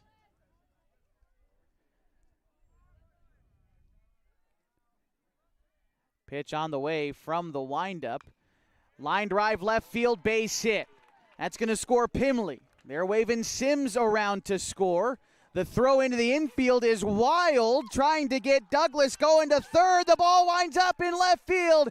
He is going to come in and score, and the Hornets win on the single from Mark Carpenter. Not the way you draw it up, but you'll take the win if you're Henley. They score and the final 11-1. We'll be back to recap this one in just a moment on 104.3 and 960 Sports. Senior Day activities taking place here between the two ball games. So, of course, we will keep you updated on what's going on there in the post-game show. Back after this on 104.3 and 960 Sports.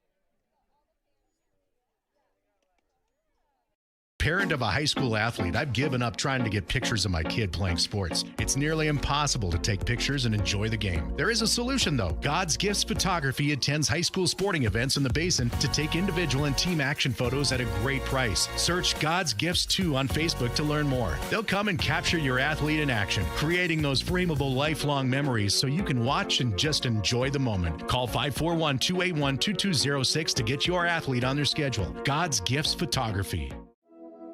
Threads. There are many threads that run through our region. There are churches and schools and little league teams that bring us together and bind us into communities. There are roads and cars. There are houses and jobs and businesses, all woven together to make the fabric of our communities. There are financial threads that are part of that tapestry as well. For over 80 years, it's been our pleasure to be headquartered here, providing financial services to generations of our friends and neighbors. From that first savings account, to retirement planning, and all of the cars and houses and groceries in between, we keep your money local, investing it back into our communities, adding more threads to the fabric to make our communities stronger. Pacific Crest Federal Credit Union. Find your path. At mybasin.com, we bring you the power of local radio, The pace and reach of social media, The information of 24-hour news, and the excitement of local sports. We do this with a team of radio professionals that is second to none. Klamath Falls is a community that we love and a place that we are proud to call home. Klamath Falls deserves a media group that is as committed to you as you are to Klamath Falls. mybasin.com is your go-to place for news, sports, events, and everything going on at home in Klamath Falls.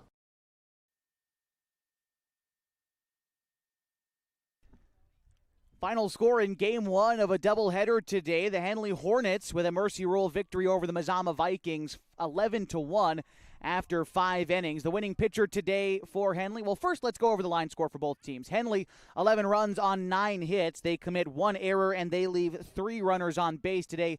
For Mazama, 1 run on 2 hits. They commit 2 errors and they leave 5 runners on base. Now the winning pitcher is Corbin Hamilton, who pitched 4 innings, gave up 2 hits. 1 run it was earned. He walked 3 and struck out 6.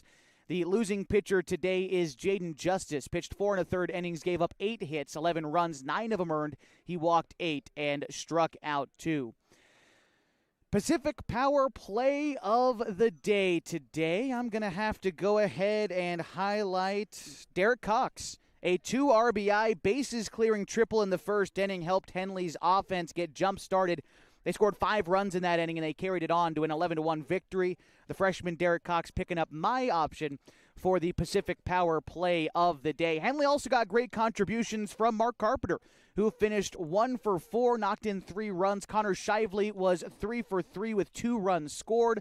2 RBIs each for Max Price and Bo Pyle. Corbin Hamilton was 1 for 2 with a run batted in. Ryan Douglas added an RBI as well. Even though he was 0 for 1, he walked in a run. For Mazama, some notables for them, only 2 hits in the contest, each to Max Rogers, then Deshaun Carter picked up the other. Kellen Lee had the only RBI of the ballgame for Mazama, that is as he walked in a run as well. Once again, 11-1 the final. With this win, Henley improves on the season to 19-3, 14-0 in Skyline Conference play. Mazama falls to 6-17, 2-13 overall. We've got another game coming up in about a half hour with Senior Day festivities taking place right now. Going to keep the live stream rolling on mybasin.com, so if you're watching online, you don't have to go anywhere. We'll be back in about a half hour right here on this very link. If you're listening on the radio, we're going to turn you over to John Canzano and the Bald-Faced Truth for just a little bit before we get ready for the second leg of a doubleheader tonight. Once again, Game 1 final score, Henley defeats Mazama 11-1. We'll be back in just a bit, but for now, saying so long from Rosser Field at Henley High School.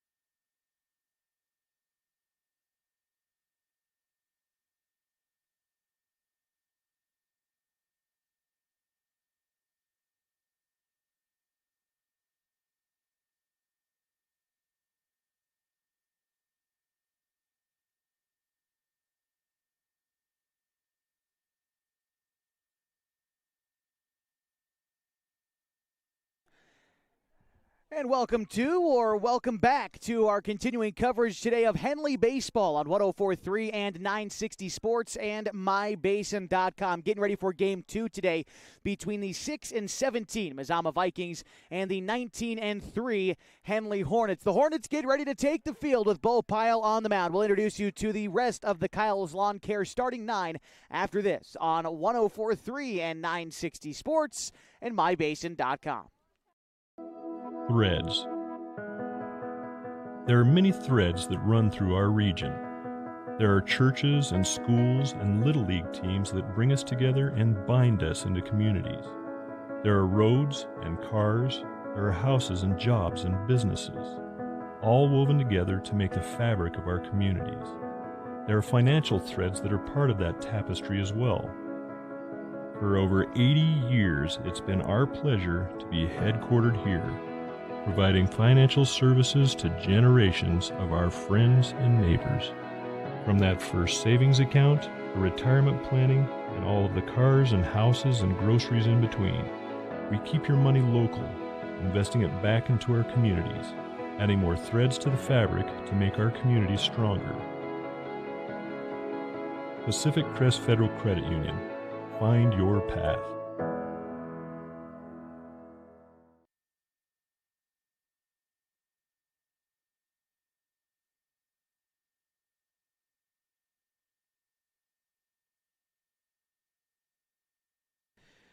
Getting set for the beginning of Game 2 today between the Hornets and the Vikings. Henley won the opener 11-1, but Mazama will try to answer back here in the second game. Their starting lineup goes like this. Leading off in right field is Logan Blakey. The center fielder Max Rogers bats second with Deshaun Carter catching and batting third. Jaden Justice is at second base, batting cleanup for Mazama. Kellen Lee, the pitcher, batting fifth. Mason Spivey in left field hitting sixth, followed by Jacoby Nickerson, the third baseman, batting seventh. William Hamilton bats eighth at first base, and Silas Capitan is the shortstop, batting ninth for the Vikings. And again, Bo Pyle in the circle, on the mound. Been saying in the circle for this whole week calling softball, but yes, back on the hill is Bo Pyle, the right-hander for Henley. We'll give you the line score on him here in just a minute as we are nearly ready for first pitch to Logan Blakey. Play ball. And the first pitch from Bo Pyle is on its way. It is chase, swung on and missed, and the count is 0-1. The season on the mound so far for Bo Pyle, making his seventh start, carries a 5-0 record as the 0-1 fouled back 0-2. That 5-0 record was collected in 33 and a third innings pitched in an ERA of 1.6. This Henley pitching staff as a whole has an ERA of 1.7. An 0-2 count to Logan Blakey, one of the seniors for Mazama. This is the final game of the season for the Mazama Vikings. So the 0-2 is swung on and missed, down on strikes to start. This one is how we get started in the first. Max Rogers batting now for Mazama. Take you back to the opener today where Rogers was 1 for 2. He singled and was left stranded in the third inning. He mixed in a strikeout and a flyout. Otherwise, in the opener today, again, that Henley won 11-1. Swung underneath and missed. Rogers down in the count 0-1. So that win for Henley clinched them the season series victory over Mazama. The third straight season. That's been the case since 2022. It's actually the last season that Mazama was league champions. They were co-league champions that year with Hidden Valley, while Henley wound up finishing third in the conference that season. The 0-2. Curveball swung on and missed, and that's 6 pitches and 2 strikeouts for Bo Pyle in the first inning.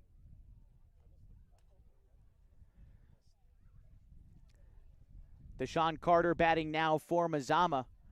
As Henley, as I said, after that 2022 season, were undefeated in league play in 2023 and 2024. And so far unbeaten this season and have already clinched their third consecutive Skyline Conference title. They will be playing in the OSAA playoffs, which begin on May 27th. The 0-1 on the way to Carter is popped foul. The count is 0-2. Could we see something immaculate here on this next pitch? Bo Pyle ahead in the count 0-2 to Deshaun Carter. That one is popped up and in foul territory. Takini will make the catch on his way to the dugout. No immaculate inning for Bo Pyle yet, but 3 straight quick outs in the first bring us to the bottom half, still scoreless. Coming up next on 104.3 and 960 Sports and mybasin.com.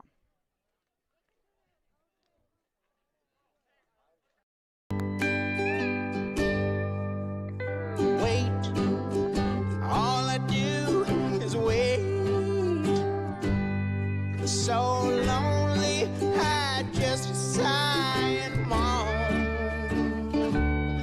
Seems like I've been away forever, wondering if you're coming home. I just saw your face, I know you're coming home. I swear there is no place home. And then I heard your voice. I know you're coming home. I know you're coming home. This is where unconditional love and immeasurable happiness reside. This is home. Coldwell Banker, where home begins.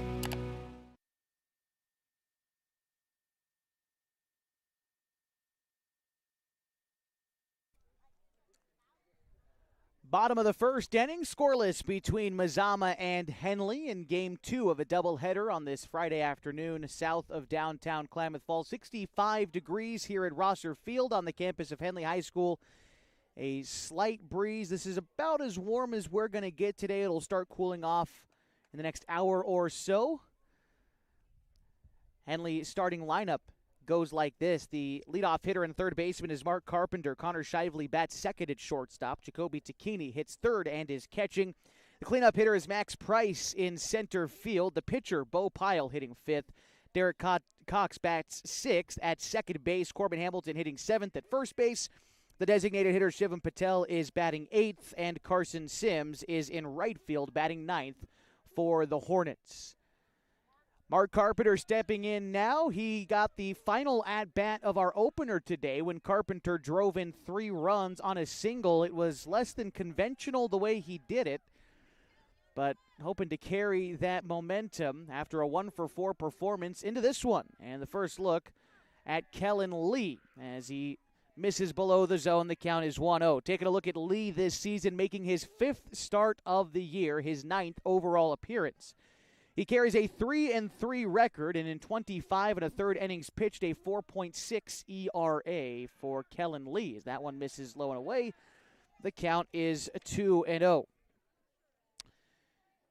Kellen Lee, again, one of 6, by my count, 5 freshmen on this Mazama team, who are, again, wrapping up their first full season with the team today. It's the final day of the regular season for the Vikings, who have missed the playoffs, mathematically been eliminated.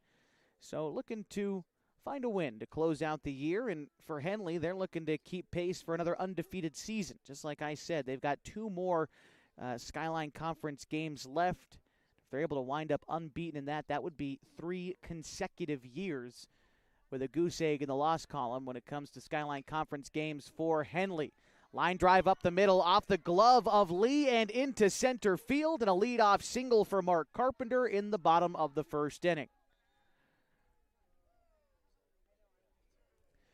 Mark Carpenter celebrated his senior day here with Henley a few minutes ago. During the games, it was Mark Carpenter, Bo Pyle, and Shivam Patel. We'll see Patel a little bit later on, but first we'll take a look at Connor Shively. Shively is on an absolute tear right now. Finished 3 for 3 with 3 singles in the last game. Here a bouncer out towards second. Justice onto short for 1. The back end is not there. And so Shively reaching onto fielder's choice. That ends a streak of 7 consecutive base hits for Shively, but he's reached base in his last 9 at-bats And that one is included in this fielder's choice here is Jacoby Tacchini. Bats now with a runner on and one out for Henley. Tacchini was 1 for 3 in the opener today, singled in the first inning and flew out 2 other times. Pitch to him here, a bouncer out towards short, past the glove of the shortstop and into left field. Copyton was reaching out for it. Looked more playable for the third baseman, but was unable to get there. And as it wound up in left field, Shively advancing to second there. And Porter Frost now aboard at first, running in for Tacchini, and that'll bring up Max Price.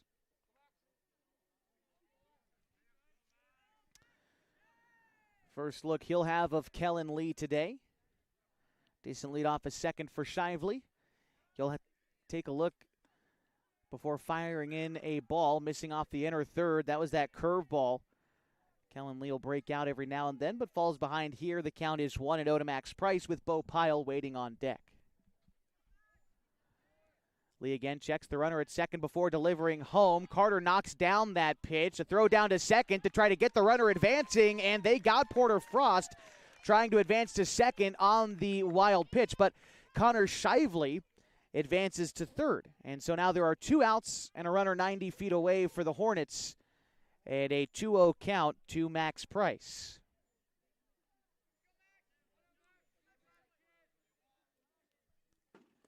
That pitch misses low. The count now 3-0 to Price.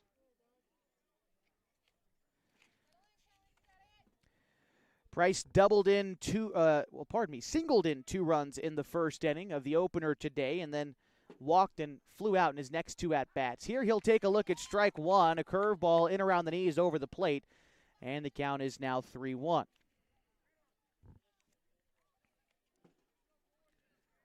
Take you back to Wednesday when Max Price had 2 RBIs and a base hit. There he takes strike 2 on the outer third. A nice curveball there for Kellen Lee. Found the outer third of the plate about belt high to Max Price. Price maybe asking about the strike zone there, but he gets ready now back in the right-handed batter's box, and there that one misses. And a walk will put runners at the corners for Bo Pyle.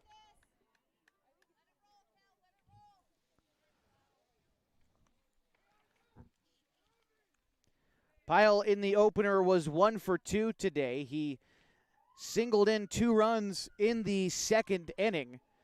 Otherwise, he walked and grounded out in the first and fifth innings. That was an 11-1 Henley win. Right now in the bottom of the first inning, we're still scoreless. 2 outs for the Hornets, but 2 on. Shively at third, Price at first. On the move is Price. They've got him in a rundown out there. And tagged, no, they're going to say he was safe at second. In the meantime, Shively is going to score. My vision was sort of blocked on the play at second. They're going to say Price was safe in there. Shively comes in to score, so still a runner in scoring position as Henley takes a 1-0 lead on what I think will just be a straightaway stolen base for Max Price, and Shively scoring on the throw. Doesn't look like there was any error on the play per se, as the pitch from Pyle misses high. The count is now 2-0.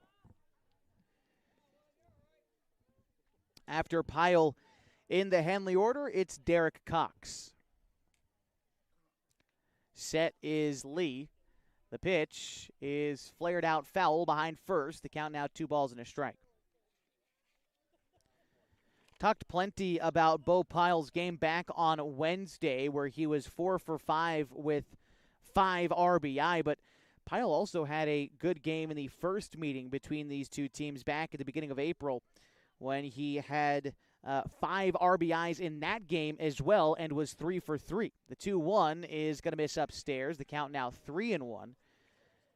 Going back to that game, Pyle, although he walked in his first at-bat, added a 2 RBI triple, a 2 RBI single, and a 1 RBI single throughout that game, amounting to those 5 RBIs. Here, Pyle swings through the 3-1 pitch. Now the count is full. Runner at second is Max Price. And 2 outs in the first inning. Henley leads 1-0 over the Mazama Vikings. Pyle relaxed in the right-handed batter's box. In a 2-strike count, here's the pitch. Price is on the move, but that is strike 3. And they're going to say that the drop third strike was on the transfer, so no throw down to first. That will end the inning. But the Hornets score 1 run on 2 base hits. They leave 1 stranded. They'll take a 1-run lead to the second inning. Back after this on 104.3 and 960 Sports and mybasin.com.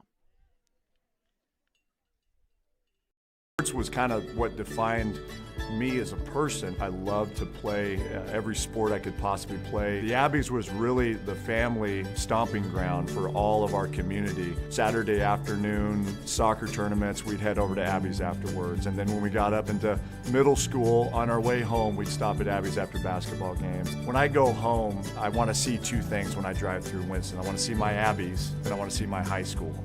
And those are the 2 memories that stick out the most to me.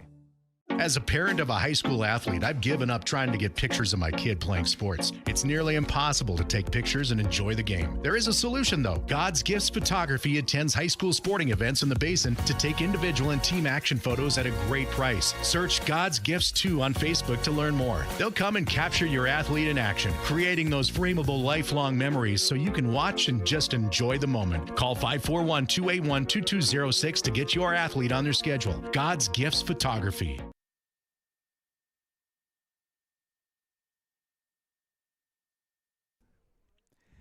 Top of the second inning, a game in which Henley leads Mazama 1-0. Due up this half for Mazama is going to be 4, 5, and 6 in their order. Jaden Justice, Kellen Lee, and Mason Spivey.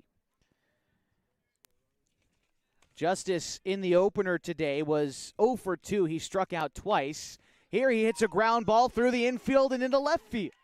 And that's a leadoff single, 1 pitch. And a base knock for Jaden Justice in the second. The Vikings now have their tying run on base as Kellen Lee, the Mazama pitcher, looks to help himself out a bit.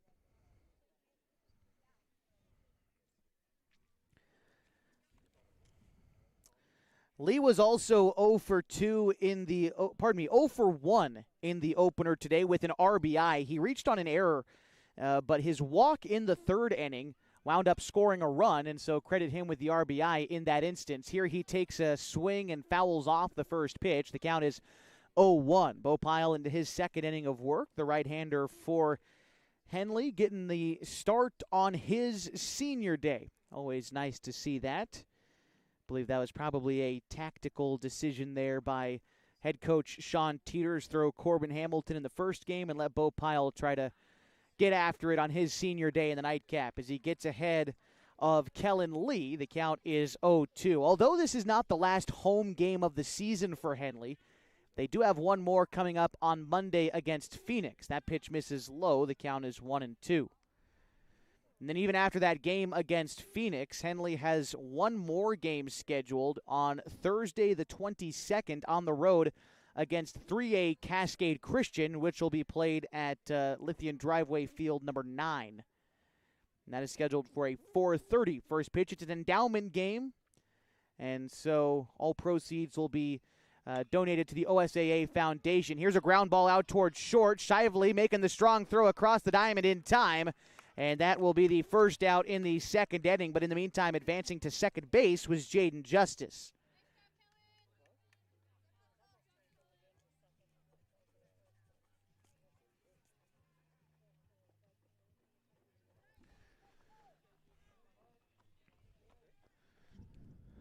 All right, in steps Mason Spivey for the Mazama Vikings. He bats with one away and a runner in scoring position. That represents the tying run for Mazama. First pitch swinging, line drive into center field. They're waving around Justice to score. The throw in is going to be cut off by Takini. They throw down to second, and they wind up getting Spivey, trying to stretch it into a double. But an RBI collected by Spivey as Mazama gets on the board. We are tied up at 1 in the top of the second inning.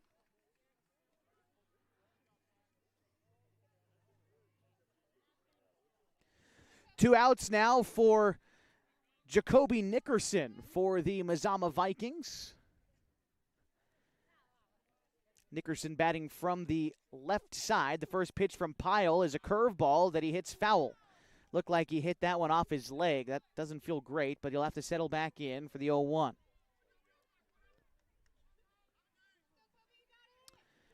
After Nickerson in the Mazama order, it's Will Hamilton. The 0-1 is going to miss down and probably a touch outside as well. The count is even now, a ball and a strike. Pyle from the windup, already with the 1-1. Ground ball towards second. Cox up with it.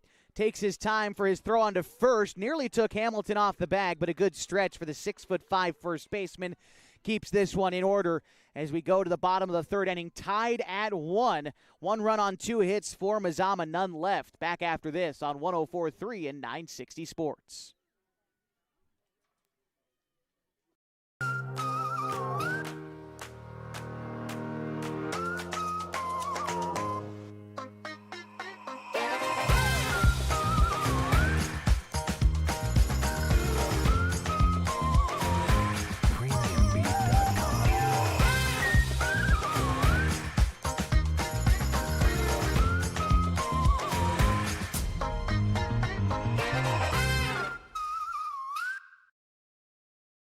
The cars we drive play an important part of our everyday. Whether we're going to work, dropping off the kids at school, or maybe even on that first date. Vehicles we drive play an important role in all of that. And that's why at Klamath Falls Subaru, we are so passionate about getting you the long-lasting vehicle that you will love. When you come to our store, you'll find that every department is dedicated to caring for our customers, which is why I can proudly send anyone here knowing that they will be treated like family. Stop by and say hi. When you come to Klamath Falls Subaru, you're coming home.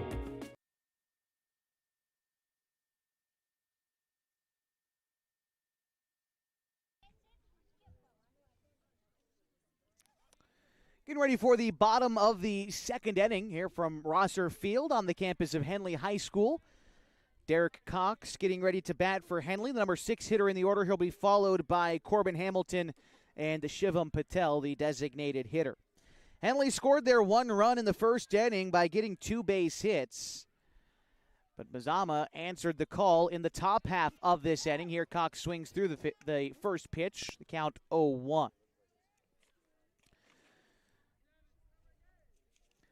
Derek back on Wednesday. He did the dirty work for Henley as he takes a strike there, the count 0-2. 2 sacrifice flies with 2 RBIs for Derek in his first 2 at-bats. Otherwise, he popped out to third and walked, but collecting a couple RBIs in the win. Earlier today in the first inning, he tripled in 2 runs, so able to get on base for his effort earlier. Here he sends a ground ball out to short, and the throw is not going to be in time. Charge the error to the Mazama shortstop Capitan, and that will put Cox aboard at first.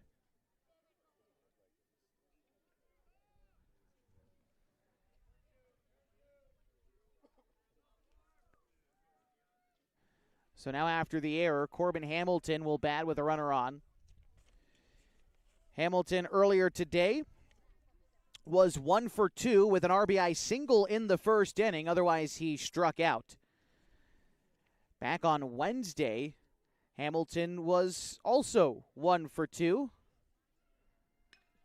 Here he sends a line drive into center field. That one is caught in center.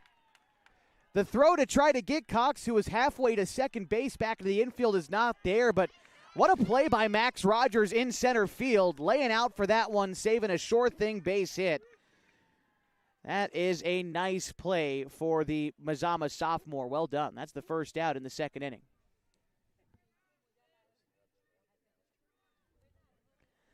Shivam Patel bats now for Henley.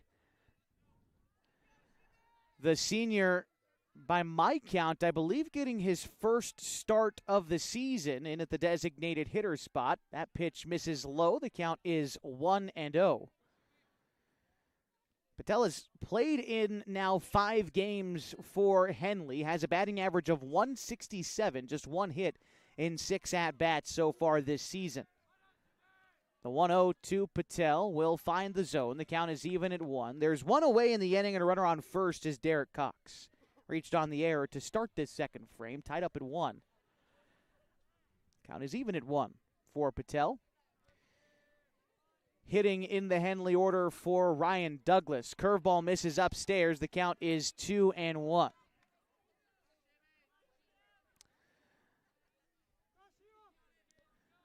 Let me get down to the bottom of this. I believe this is the first game that he has started this season.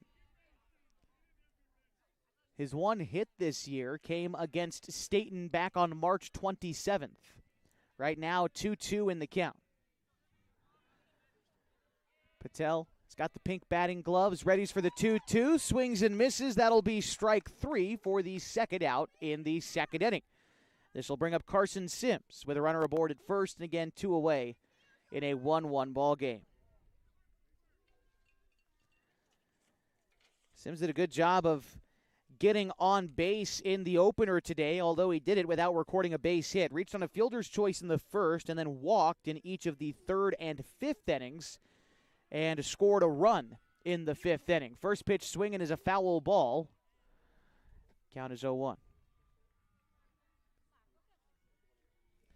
Lineup turns over next for Henley with Mark Carpenter waiting on deck. Count is 0-1 to Sims. Checks his swing, but it's called a strike. The count now 0-2 to Sims.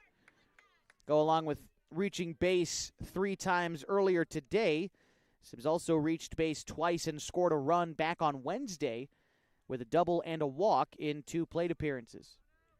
The 0-2 to Sims, a curveball, line drive, right field. That is going to get down in front of the right fielder, Blakey, for a base hit. Big turnaround first for Sims, but he'll head back to first as Cox advances to third. Runners at the corners, 2 away now for Mark Carpenter.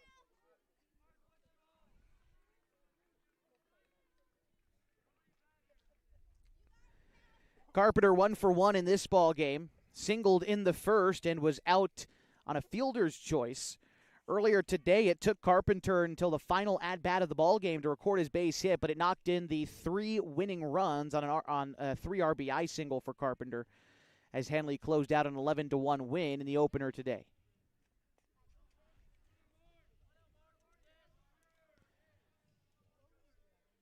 Pitch to Carpenter, line drive to second base, in and out of the glove of Justice at second, but he'll pick up the ball and take it to the base in time for the out. So Henley scores no runs on 1 hit. They'll leave 1 runner stranded, and we'll go to the top of the third tied at 1 here on 104.3 and 960 Sports with live free video on mybasin.com. It starts to warm up outside, it's time to tackle your lawn. And Kyle's Lawn Care is who to contact. Kyle's been doing lawn care in Klamath Falls for over 9 years. He offers a variety of services designed to make your life easier. Kyle's Lawn Care offers weekly mowing jobs, which includes mowing, edging, and blowing off sidewalks, snow removal, big cleanup jobs, dump runs, and more. At Kyle's Lawn Care, they strive to give each job their all and go the extra mile to exceed their customers' expectations. To get an estimate, you can call or text 541-281-3623. Kyle's Lawn Care. Introducing Smith Bates Marcom Solutions, your trusted partner in marketing and communication. We specialize in crafting compelling campaigns, eye-catching graphics, and impactful branding materials. Smith Bates is like working with dependable friends. They always help us build our professional image. Through the innovative strategies that the team at Smith Bates suggested, we've been able to give the brand at Calor the boost that it desperately needed. Unlock your potential with Smith Bates Marcom Solutions.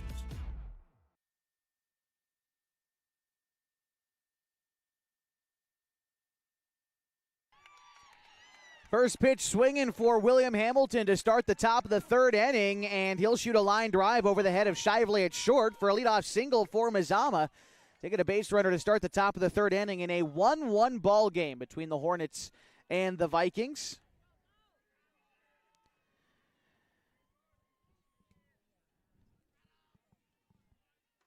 So with Hamilton aboard at first, a move over to him will get by Corbin Hamilton playing first base for Henley. And now winding up at second is William Hamilton for Mazama. And just like that, after 1 pitch, already a runner in scoring position for the Vikings. As again, that is the go-ahead run here in the top of the third.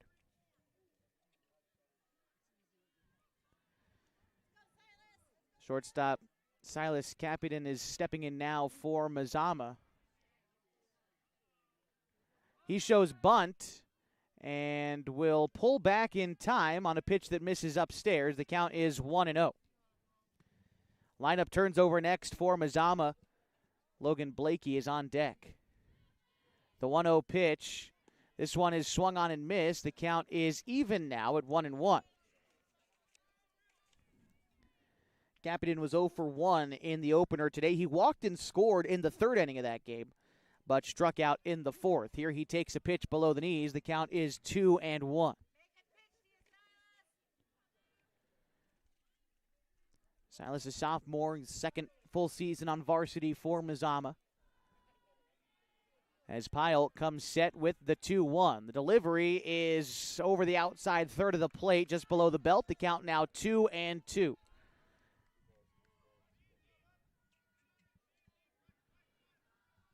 Decent lead off a second for William Hamilton. A good secondary lead after the 2-2 is fouled off. The count will remain there, 2-2. One other set of games in the Skyline Conference begins tomorrow as Hidden Valley and Phoenix are in a doubleheader tomorrow. As that pitch misses low, the count is 3-2. Klamath Union's Skyline Conference season is over, although they are playing the Cottage Grove Yoncalla Co-op today in a non-league contest. Count 3-2. And the pitch is below the knees over the plate, but a walk issued to Silas Capitan. He's aboard at first as the lineup turns over now for Mazama with 2 on and nobody out.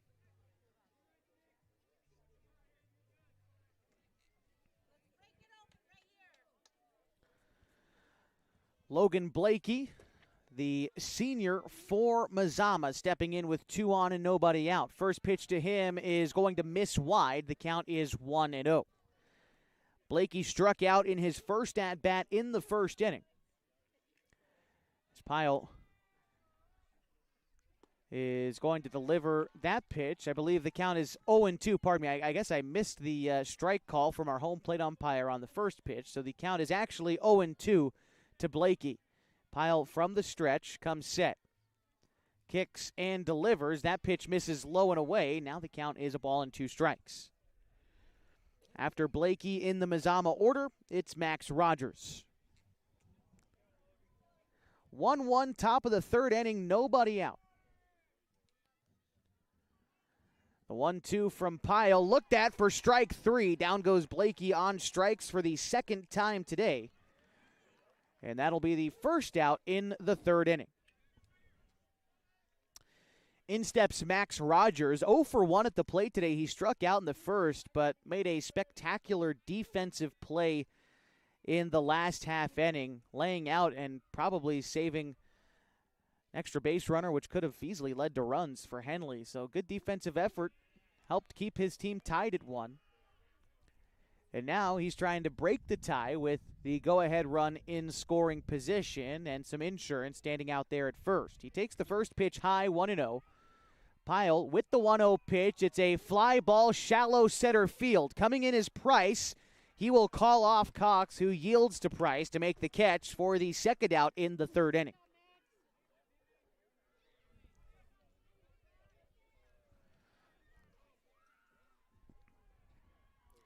Deshaun Carter batting now for the Vikings. Also in his final high school baseball game today, the senior trying to knock in a run for his squad. Deshaun Carter in the opener today was 1 for 2. Had a single in the first, and he did walk in the third before striking out in the final at-bat of that last game. Checks his swing on an outside breaking ball, holds up in time, and the count is 1-0. Decent lead off a second for Hamilton. Takes an extra half step. Small lead off a first for Capitan. And the 1-0. Line drive, left field, base hit.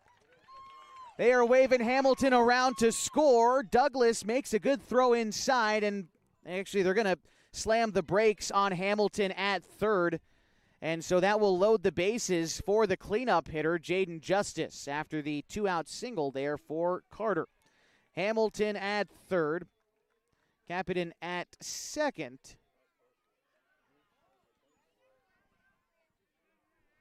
And Justice now to bat for the Vikings with the bases loaded.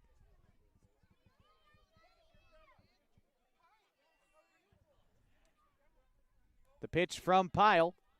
Looked at below the knees for ball one. Justice is 1 for 1 today. He singled in the second and came around to score Mazama's only run of the ball game so far.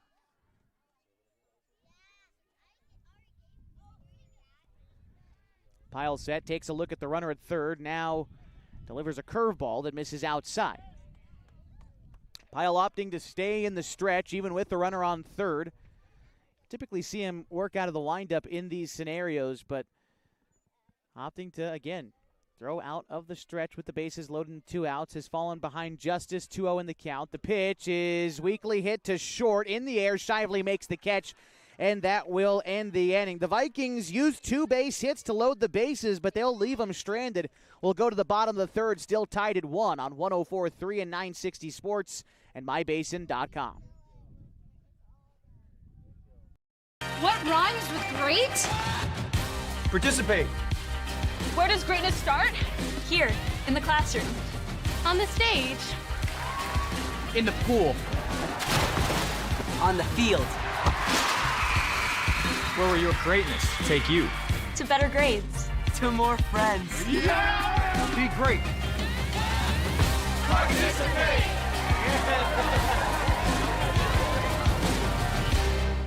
At mybasin.com, we bring you the power of local radio, the pace and reach of social media, the information of 24-hour news, and the excitement of local sports. We do this with a team of radio professionals that is second to none. Klamath Falls is a community that we love and a place that we are proud to call home. Klamath Falls deserves a media group that is as committed to you as you are to Klamath Falls. mybasin.com is your go-to place for news, sports, events, and everything going on at home in Klamath Falls.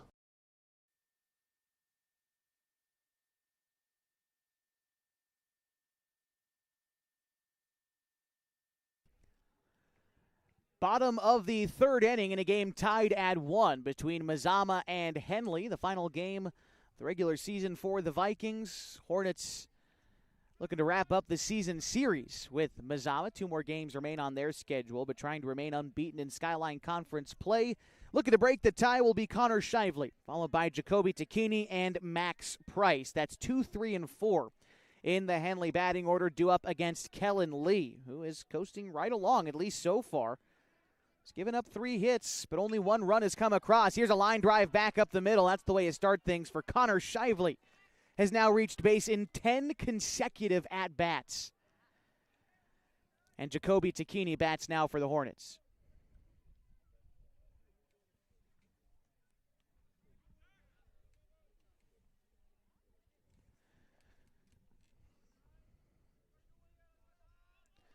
Nobody out for Takini, who is 1 for 1 today, singled in the first inning. He'll take a look at a pitch that misses high. The count is 1-0.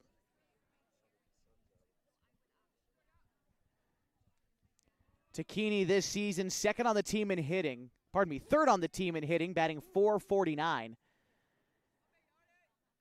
And has 33 runs batted in this season. Now the count is 2-0. He was second on the team in hitting until Shively just got on board with that single. Surpassed him in batting average. Shively now bats .456 on the season.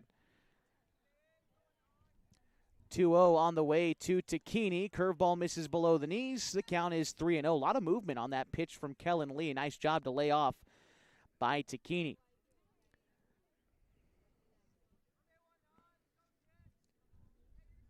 3-0 the count and the pitch. That one misses in, and Takini is awarded first. And Max Price bats now with 2 on and nobody out.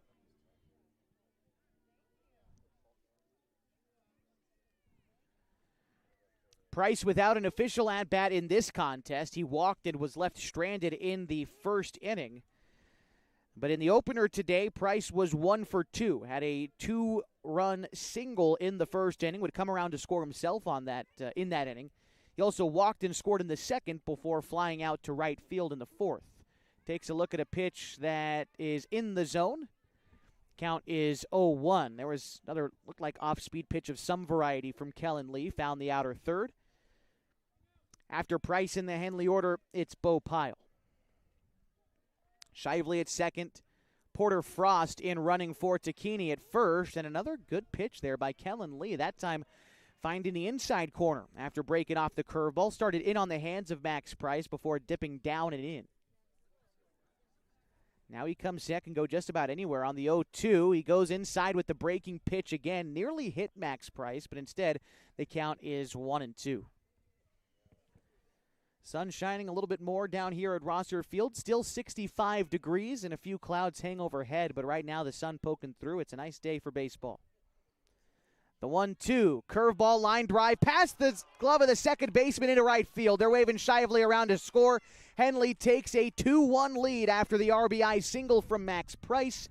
Porter Frost advances to third on the throw-in. And runners at the corners now for Bo Pyle. Henley leads 2-1.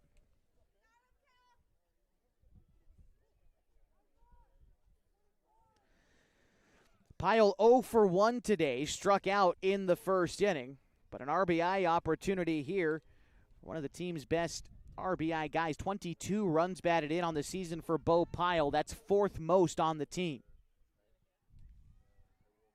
The pitch, runner is on the move. The throw down to get Price is going to be cut off by Kapanen, and it's short. It keeps Frost right where he is at third, but now has two runners in scoring position for Bo Pyle, and that pitch seems to be called a strike. The count 0-1 to the Henley pitcher, looking to give himself a little bit more insurance here before having to head back out there for the top of the fourth. That pitch misses down and away. The count 1-1. Bo batting .333 this season for the Hornets. And again, to go along with those 22 runs batted in, he's scored 14 runs this year. The 1-1. Fly ball, shallow center. That one could be trouble. Looks like the wind took command of that one, and a run will score. Advancing to third is Max Price. Pyle winds up at second. They're scoring that a base hit. It's not like anyone really had a clear read on it. It was the middle infielders and the center fielder just sort of let it drop, couldn't decide whose ball that was to chase after.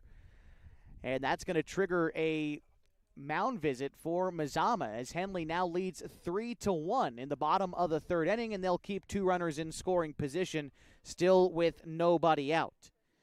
As Porter Frost came in to score, Max Price advanced to third, and Pyle in at second. Advancing in on the throw, that'll be a single for Pyle. And Derek Cox will bat for Henley once this meeting on the mound is concluded. But while we have a moment, want to recognize the Pacific Power Foundation, new to our list of supporters of Henley baseball this year. The Pacific Power Foundation donated over $70,000 in 2024 to organizations like the UC Davis Foundation, Bonanza Big Springs Parks and Recreation District, and Klamath County School District. Shout out to Pacific Power and the Pacific Power Foundation for coming aboard for this season of Henley baseball. Henley leads 3-1 in the bottom of the third inning. Derek Cox bats now with nobody out. Max Price at third, Bo Pyle at second. And Kellen Lee still on the mound for Mazama. No changes for the Vikings yet. Here's the pitch. Misses low. The count is 1-0. After Cox in the Henley order, it'll be Corbin Hamilton. Henley's already scored twice this inning. Pitch from Lee. Bouncing ball towards the left side and through into left field. Max Price will score. Bo Pyle will score. And Henley leads 5-1 on a 2 RBI single for Derek Cox.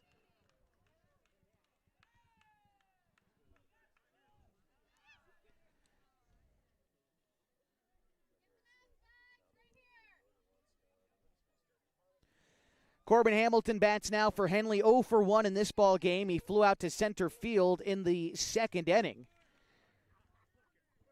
Earlier today, Hamilton singled in a run in the first before flying out in the second inning. Move over to first, and, well, in fact, Lee will just step off and not make a throw.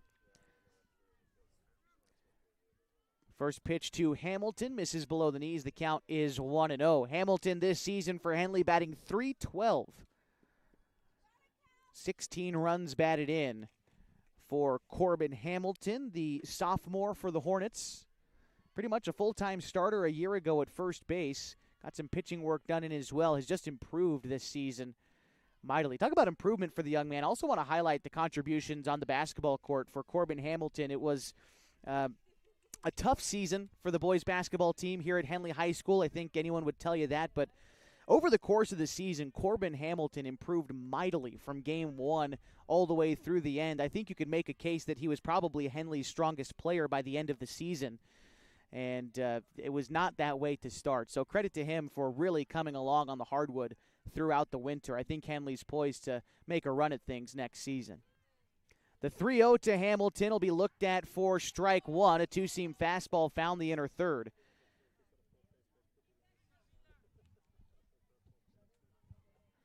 After Hamilton in the Henley order, the designated hitter Shivam Patel.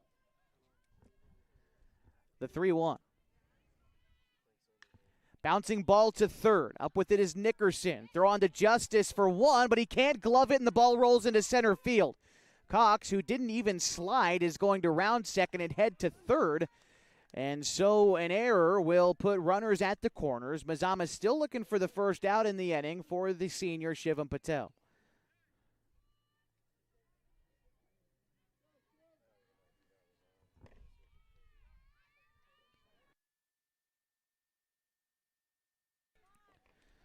Patel 0 for 1 today, struck out in the second inning, but a great RBI opportunity here with nobody out. Any ball in play likely to score Derek over there at third. Hamilton on first after the single. We got, I think, ball in the outfield, down the left field side, it looks like. I think maybe from the bullpen at Mazama, looks like we're about ready to go again. Not quite sure, but here we go. First pitch to Shivam, and it is looked at for a strike on the outside, 0-1. After Patel in the Henley order, it is Carson Sims on deck. Right-handed bat for Henley. Awaits the 0-1. The pitch is going to miss high and in. Nice job by Deshaun Carter to keep that one in front of him. It's harder than it may look to set up low and away for a pitch and then have it come high and in to the right-handed hitter. Not only do you have to get up quick, you have to reach across the plate and just hope that the ball winds up in your glove. That's a good job there by Deshaun behind the plate. And we've got a timeout called by the home plate umpire, I think having something to do with the man catching for Mazama in the bullpen.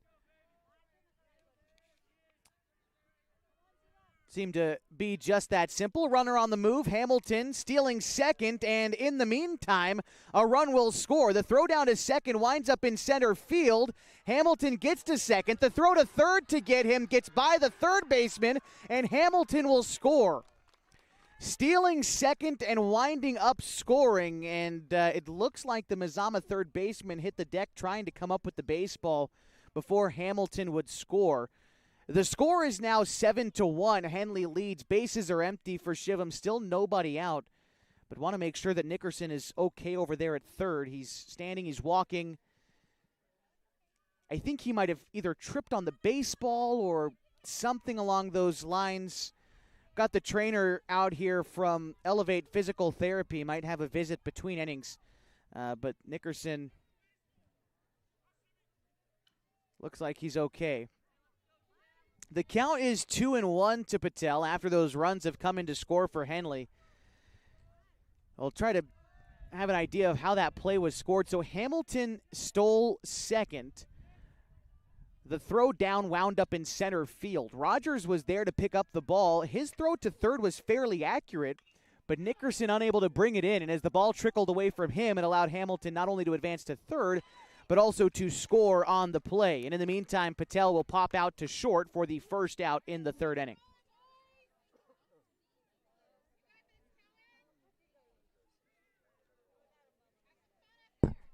All right, here's Carson Sims with one out and the base is empty. Sims 1 for 1 in this contest, singled and was left stranded in the second inning. First pitch and a line drive down the left field line is foul. And the count 0-1 to Sims. That was just foul down the left field side. won't disagree with it, as Coach Teeters seems to be fine with it in the third base coaching box. Now the third-year head coach of Henley, assisted in the dugout by Marvin Rosser, Joe Tacchini, Pete Whistler, and Craig Connor, the coaching staff there for the Henley Hornets. 0-1 count to Carson Sims. Now out of the windup, Kellen Lee delivers the pitch. That is over the heart of the plate, belt high, and the count 0-2 to Sims. Lineup turns over next for Henley with Mark Carpenter on deck. The 0-2 to Sims. Here it comes. And that one came in and hit him up in the bicep area. Sims will take first base with one away in the inning.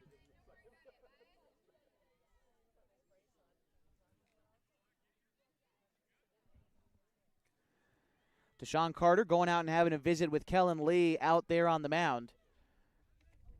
The senior looking to maybe bestow some wisdom on the freshman on the mound out there.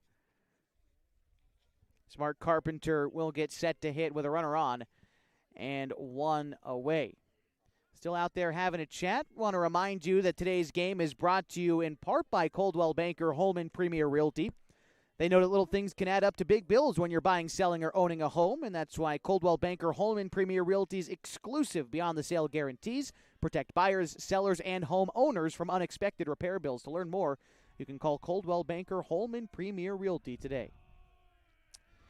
All right, back to the action. Carpenter sets in and awaits the first pitch. Ground ball to third. Nickerson up with it. Throw on to second for one. Back end is not there, and in fact, the throw gets by the first baseman. Carpenter will take a turn and head for second. And so even though Sims is out on the fielder's choice there, Carpenter will advance to second to take his spot. Two away, runner in scoring position for Shively.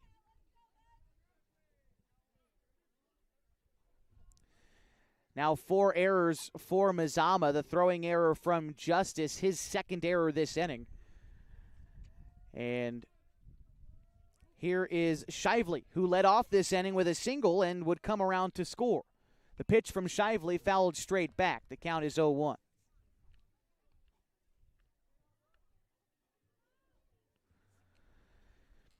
After Shively, it's Jacoby Tacchini, who would hope to bat again here in the third.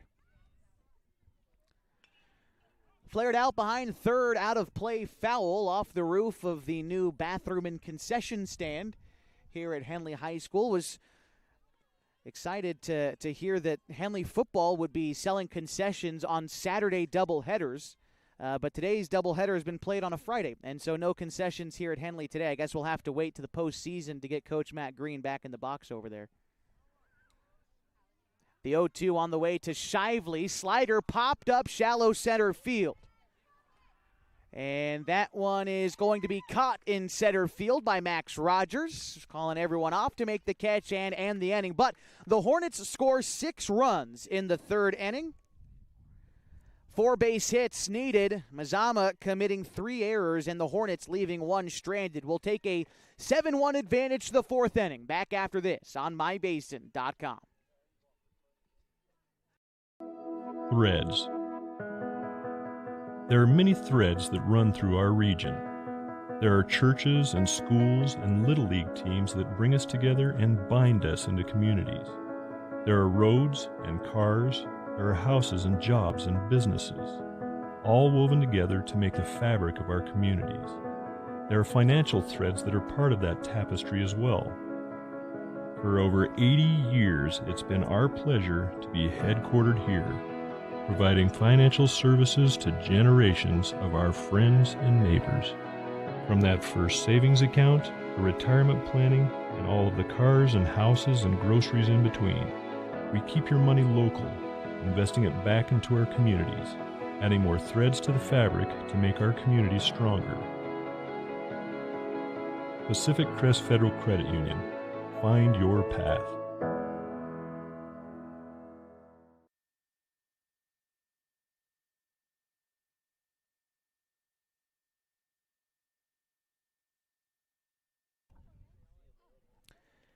Getting set for the top of the fourth inning in a 7-1 ball game.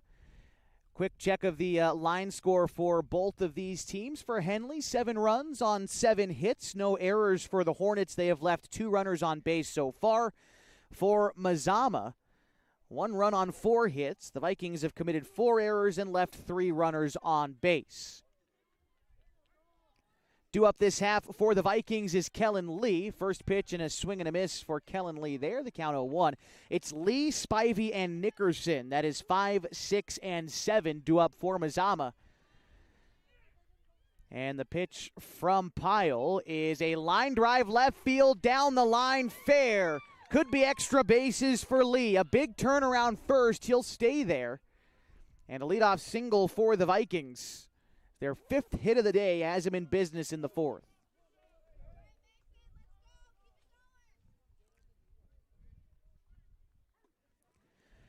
Mason Spivey bats now for Mazama. 1 for 1 today. An RBI single in the 2nd inning. Played in Mazama's lone run of the ball game so far.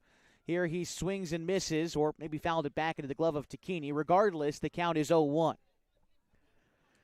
After Spivey, Jacoby Nickerson bats for Mazama.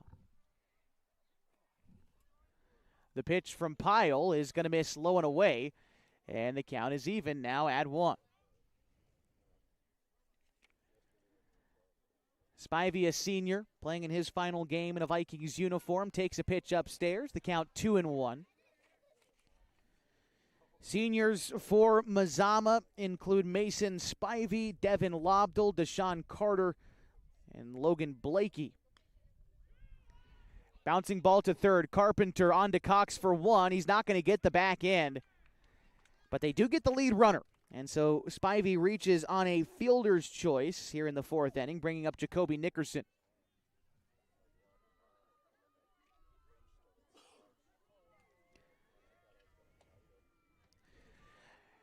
Nickerson is 0 for 1 in this contest, grounded out back in the 2nd inning. Takini sets up for the first pitch. That is popped up, will be out of play. Look out. Almost in the first row over here. Don't often see the pop-ups hit directly in the air, but count is 0-1 to Jacoby Nickerson. Pyle set out of the stretch, ready for the 0-1. Two-seam fastball also fouled off behind home plate. The count 0-2. Nickerson 0 for 1 in this game, was 0 for 2 in the opener today with a couple of groundouts. The left-handed bat for Mazama awaits the 0-2 pitch. He'll foul that one off. Just got a piece of the outside, looked like a two-seam fastball or maybe a circle change there from Bo. It had some kind of outside movement, but regardless, Nickerson was able to stay alive, getting a piece of it to foul it off. Pyle comes back after him with the 0-2. That one came in and got him. And so the patience wears off, or pays off for him, rather, as Spivey advances to second. Nickerson aboard at first, and in steps the Mazama first baseman, William Hamilton. Hamilton 1 for 1 today. He singled in the 3rd and was left stranded at 3rd in that inning. Here he takes a strike over the plate around the knees. The count is 0-1. After Hamilton in the order, it's Silas Kapanen. The pitch is going to miss low. The count is 1-1. Henley scored 6 runs in the bottom of the 3rd. The Vikings trying to chip back into that deficit with 2 on and just 1 away. Swing and a miss from Hamilton. The count is 1-2.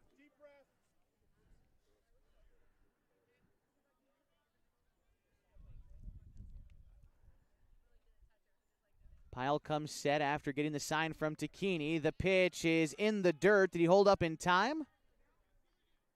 He did not go. And a nice job holding up there by Hamilton. It's a good curveball there by Pyle.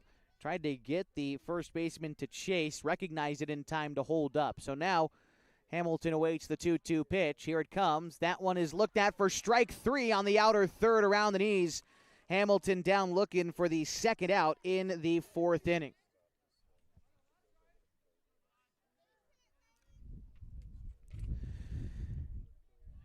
Kapanen batting now for the Vikings. Without an official at-bat in this game, he walked in his first at-bat. First pitch swinging, and it's a swinging strike. 0-1, a fastball in on the hands of the right-handed shortstop for Mazama. Spivey still is at second. Nickerson still at first, but now 2 away with 2 on for the Vikings. The 0-1 pitch is going to miss down and away. Takini keeps it in front of him. Count is even now, ball and a strike. Top of the order due up next for Mazama. Logan Blakey due up. The 1-1. And here it comes. That one is going to miss low. And the count is now 2-1 to Kapanen. Pile set once more. And the pitch. That one finds the zone on the outer third. I think a slider coming out there for Bo. It's a tight slider. Doesn't have a ton of break on it, but all the break comes at the very end. Tough for a hitter to recognize out of the hand. Here's the 2-2. That one is fouled straight back. The count will remain 2-2. Pyle not a huge strikeout guy, but that slider is his pitch to go after if he wants to get a swing and a miss out of you. We'll see where he goes now in the 2-2. That one looked to be a changeup. Kapanen got a piece of it, and he stays alive.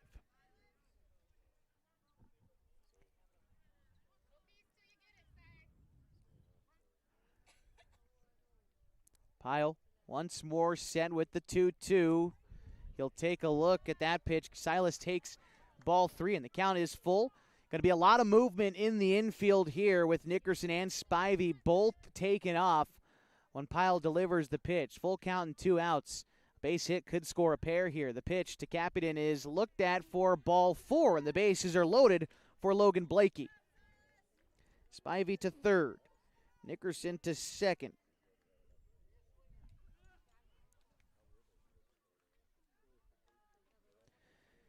And now the senior on his senior day, looking to get his team back in the contest. Logan Blakey, the first pitch is looked at for a strike. The count is 0-1. Blakey 0 for 2 today with a pair of strikeouts. The pitch to Blakey. Pyle takes his time after coming set, now kicks and fires. That pitch is fouled off 0-2. Blakey looking for his first base hit of the season, and what a time it would be for the senior to come up for his team. But down in the count, 0-2. Blakey steps back in. Pyle comes set with the 0-2. That one is fouled off again. Blakey stays alive.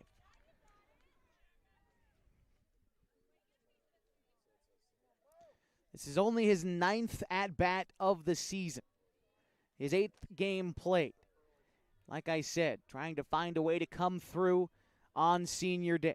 Here's the 0-2. It misses low. The count is 1-2.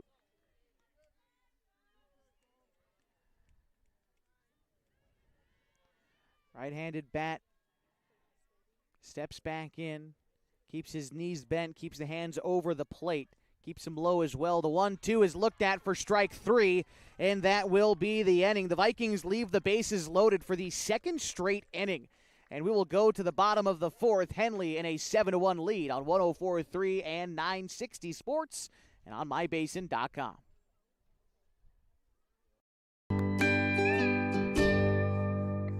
Wait, all I do is wait. So lonely, I just sigh and moan. Seems like I've been waiting forever, wondering if you're coming home. I just saw your face, I know you're coming home.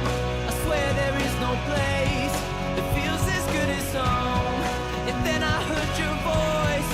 I know you're coming home. I know you're coming home. This is where unconditional love and immeasurable happiness reside. This is home. Coldwell Banker, where home begins.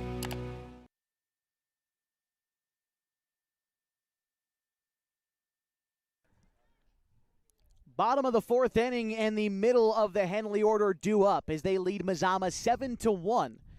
It's Jacoby Tacchini, Max Price, and Bo Pyle. That's 3, 4, 5 for the Hornets. Looking at Jacoby today, he's 1 for 1. Singled in the first inning. First pitch to him here is in the dirt. Count 1-0. Tacchini's next plate appearance resulted in a walk. Porter Frost came in and ran for him. Porter would eventually come in and score. The 1-0 on its way to Tacchini. Takes a look at a pitch that misses down below the knees. The count 2-0. I always bring up Porter Frost and Jacoby Tacchini sort of in the same breath often.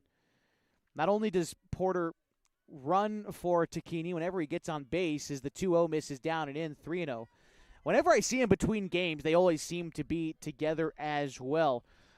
Just looking at the numbers for Porter Frost this season, he has no official at-bats, but he's scored 25 runs this year, and that's because Tacchini gets on base like he just did in a 4-pitch walk. Tacchini's on-base percentage is 54%. And out of the dugout, there he is, Porter Frost. Max Price batting now for the Hornets. Price 1 for 1 today with an RBI single in the first inning. He would eventually score a run in the third inning. He also walked in the first but was left stranded at second. This time the pitch came in and hit him. And Frost advances to second. Price aboard at first. And here is Bo Pyle.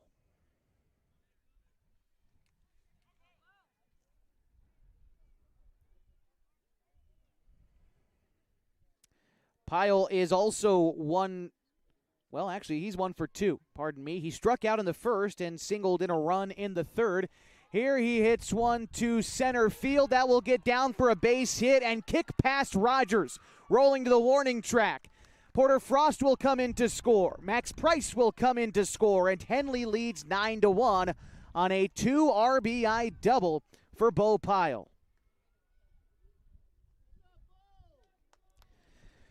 Rogers sort of overran that ball in center field, and it certainly didn't help him that when the ball landed, it sort of kicked the other direction that he was running.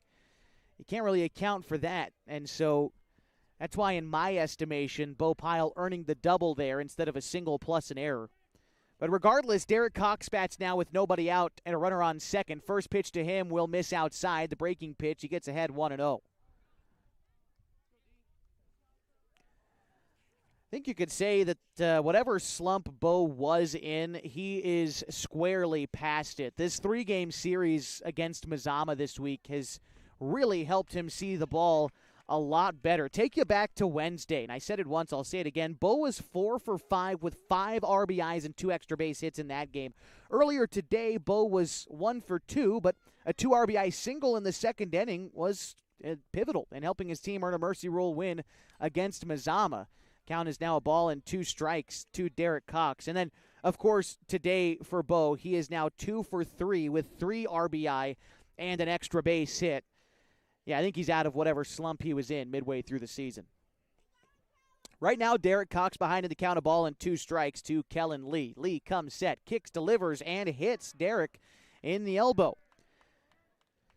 And this will bring up Corbin Hamilton.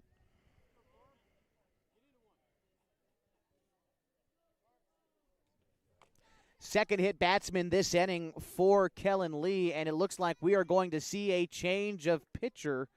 Well, perhaps. We'll see. Oh, there it is. Taking the ball from Kellen Lee. We will have a new arm on the mound for Mazama here in this one. We're going to step aside, and before we introduce him to you, take a break. In the bottom of the fourth inning, Henley leads Mazama 9-1 on 104.3 and 960 Sports and on mybasin.com. Sports was kind of what defined me as a person. I loved to play every sport I could possibly play. The Abbeys was really the family stomping ground for all of our community. Saturday afternoon soccer tournaments, we'd head over to Abbeys afterwards. And then when we got up into middle school, on our way home, we'd stop at Abbeys after basketball games. When I go home, I want to see 2 things when I drive through Winston. I want to see my Abbeys and I want to see my high school. And those are the 2 memories that stick out the most to me. As a parent of a high school athlete, I've given up trying to get pictures of my kid playing sports. It's nearly impossible to take pictures and enjoy the game. There is a solution, though. God's Gifts Photography attends high school sporting events in the Basin to take individual and team action photos at a great price. Search God's Gifts 2 on Facebook to learn more. They'll come and capture your athlete in action, creating those frameable lifelong memories so you can watch and just enjoy the moment. Call 541-281-2206 to get your athlete on their schedule. God's Gifts Photography.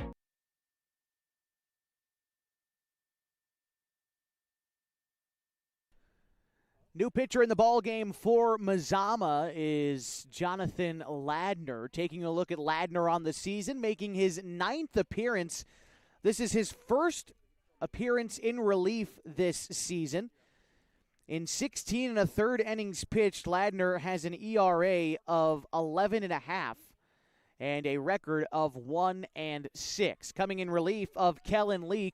Can't quite close the book on Lee just yet, as he is responsible for both runners who are on base. Bo Pyle at second, Derek Cox at first, and Corbin Hamilton at the plate. The first assignment for Jonathan Ladner. And the pitch. Line drive left field, right at Spivey, and he will make the catch for the first out.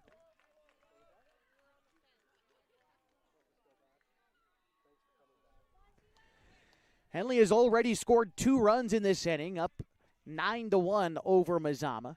As Shivam Patel bats now 0 for 2 today. Shivam struck out in the second and popped out in the third. Pitch on the way. That one misses high. The count is, that's called a strike. The count 0-1. Looked above the letters to Shivam, but he'll have to settle back in down in the count. Decent lead off a second for Bo Pyle. And the 0-1, that one misses in on the hands. They're trying to backpick Pyle at second, and the throw winds up in center field.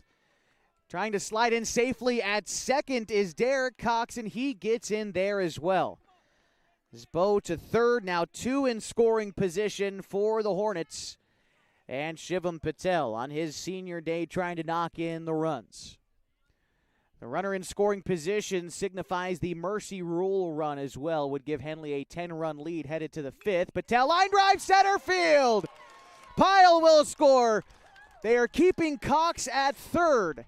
And Patel with a single. His first hit since the month of March, and a standing ovation in the Henley dugout. And if I could stand, I'd be on my feet right now too for Shivam. He's on first. Runners at the corners now for Carson Sims.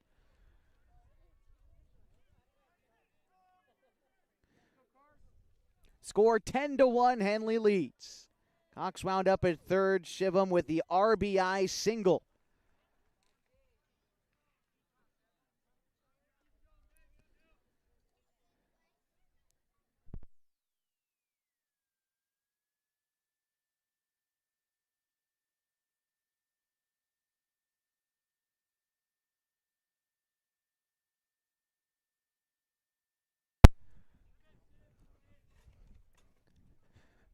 For Shivam this season, his first run batted in of the year. His second hit of the season was right there. Congratulations to him on his senior day. First pitch to Carson Sims was looked at for a ball. The count 1-0 to Sims, and he fists one right back towards the mound. That is caught by Ladner, and that's the only out that they'll get as both runners at the corner scrambled back to their respective bases. There are now 2 outs in the 4th inning for Mark Carpenter.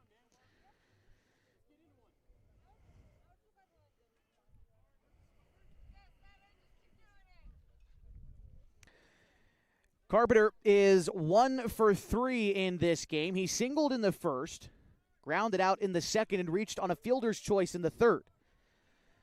But a chance, just as he did in the 5th inning of the last game, to put Henley in position to win via mercy rule. That run stands at third. Carpenter swings and misses, or maybe got a piece of that one. The count is 0-1. Henley's already scored 3 runs in this inning. 2 off a RBI double from Bo Pyle. 1 more on an RBI single from Shivam Patel, who stands at first. Carpenter awaits the 0-1 from Jonathan Ladner. The pitch. That one misses low in the dirt, trying to get Patel down at first. He is back safely. The count is 1-1. Patel took a huge secondary lead. Coach Rosser telling him, rein it in just a little bit. It's the 1-1 to Carpenter. The right-hander settles back in.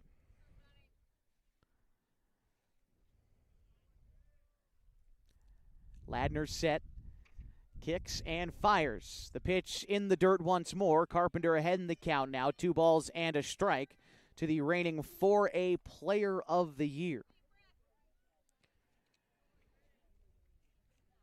Carpenter, like I said in the win earlier today, was only 1 of 4, but his 3 RBI single in the 5th was the walk-off winner for Henley. Right now ahead in the count, 2-1. The pitch is going to miss below the knees. Carpenter now ahead in the count, 3-1. On deck for Henley is Connor Shively.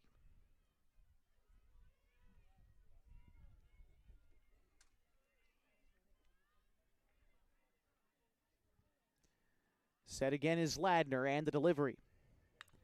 Fly ball center field, but playable for Rogers. He will get underneath it, and he will make the catch to end the inning. We'll go to the top of the 5th. Henley in front 10-1 on 104.3 and 960 Sports and mybasin.com.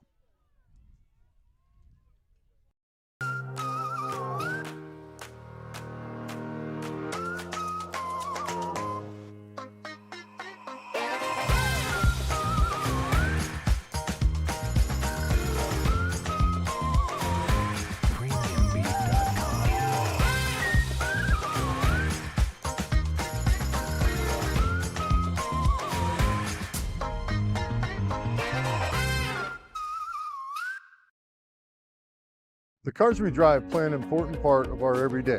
Whether we're going to work, dropping off the kids at school, or maybe even on that first date. Vehicles we drive play an important role in all of that. And that's why at Klamath Falls Subaru, we are so passionate about getting you the long-lasting vehicle that you will love. When you come to our store, you'll find that every department is dedicated to caring for our customers, which is why I can proudly send anyone here knowing that they will be treated like family. Stop by and say hi. When you come to Klamath Falls Subaru, you're coming home.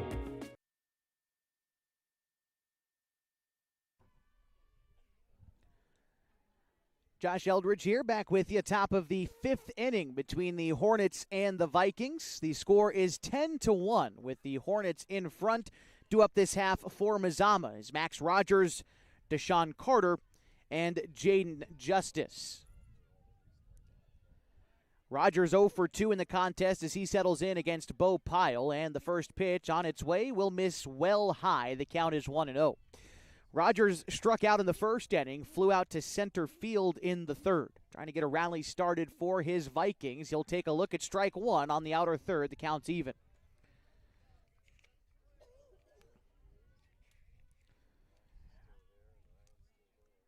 Pitch from Pyle.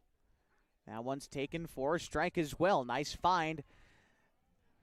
Just on the outside portion of the plate below the belt to Rogers. And again, Deshaun Carter waits on deck as Pyle looks for the put-away pitch here ahead in the count, 1-2. The delivery is a curveball that is chopped foul.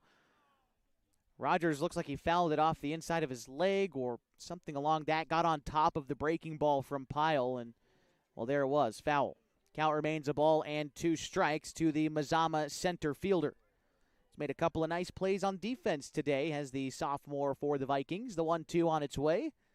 Curveball, line drive past second base. No, it's going to slow hop. Cox up with it. Throw on to first is not in time. Beating out the infield single anyway is Max Rogers. That ball took a strange hop off the cut of the grass. Thought it was going to bounce much higher than it did, but sort of right into the glove of Derek Cox out there. Now, even though he was able to field it cleanly, Max beat out the infield single. And so he's on base with Mazama's 6th hit of the day, bringing up Deshaun Carter. The pitch from Pyle will miss low beneath the zone, 1-0. Carter today 1 for 2. He popped out in the first, but he singled in the third. Keeps his hands low. The 1-0 to Carter will miss outside, the count 2-0. The USA State playoffs once again begin May 27th. Henley has already earned their ticket there for another season in a row. Made the state semifinal a year ago. Deshaun Carter, high fly ball, deep right center field. Moving over is the right fielder, Carson Sims, to put that one away for the out.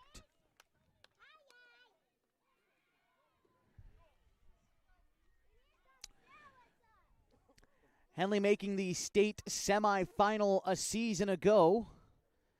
Wound up losing that game to Marist 7-6 in a just all-time great baseball game. Henley just came out on the wrong end of it. Hoping to make it just one step deeper this season as Coach Sean Teeters comes out of the dugout. Looks like possibly to relieve Bo with one out here in the fifth. Don't often see Coach Teeters come out. It's usually Coach Craig Connor who has this discussion with his pitchers. And it looks like that is it for Bo Pyle on his senior day. Can't give you quite the final line score on him yet. But it looks like he's going to stay in the game. And it looks like Mark Carpenter is going to make an appearance on his senior day. And so we'll take a break. And when we come back, we'll get any other changes that maybe come in the way of the Hornets. Right now, in the top of the fifth inning, they lead Mazama 10-1. Back after this on mybasin.com. It starts to warm up outside, it's time to tackle your lawn. And Kyle's Lawn Care is who to contact. Kyle's been doing lawn care in Klamath Falls for over 9 years. He offers a variety of services designed to make your life easier. Kyle's Lawn Care offers weekly mowing jobs, which includes mowing, edging, and blowing off sidewalks, snow removal, big cleanup jobs, dump runs, and more. At Kyle's Lawn Care, they strive to give each job their all and go the extra mile to exceed their customers' expectations. To get an estimate, you can call or text 541-281-3623. Kyle's Lawn Care. Introducing Smith Bates Marcom Solutions, your trusted partner in marketing and communication. We specialize in crafting compelling campaigns, eye-catching graphics, and impactful branding materials. Smith Bates is like working with dependable friends. They always help us build our professional image. Through the innovative strategies that the team at Smith Bates suggested, we've been able to give the brand at Calor the boost that it desperately needed. Unlock your potential with Smith Bates Marcom Solutions.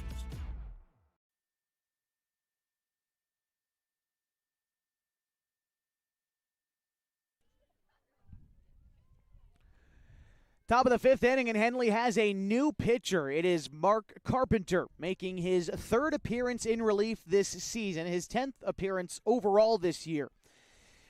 In 46 2/3 innings pitched, Carpenter has a 7-0 record and a .9 ERA. His first task out of the bullpen is Jaden Justice with a runner on first and one out. First pitch in there, and that's a strike. Delivered to Justice, who's 1 for 2 today. Singled and scored in the second. He popped out in the third.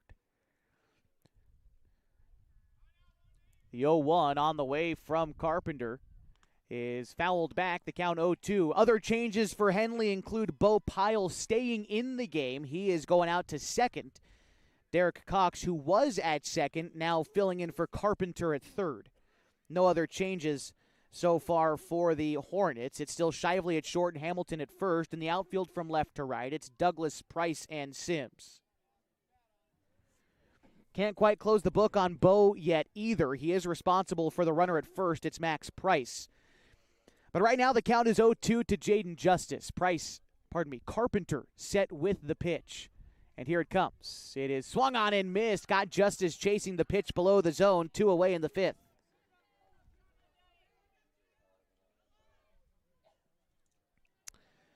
And now it's Jonathan Ladner getting his first at-bat of this game in hitting for Kellen Lee, whose day ends after a 1 for 2 offensive output.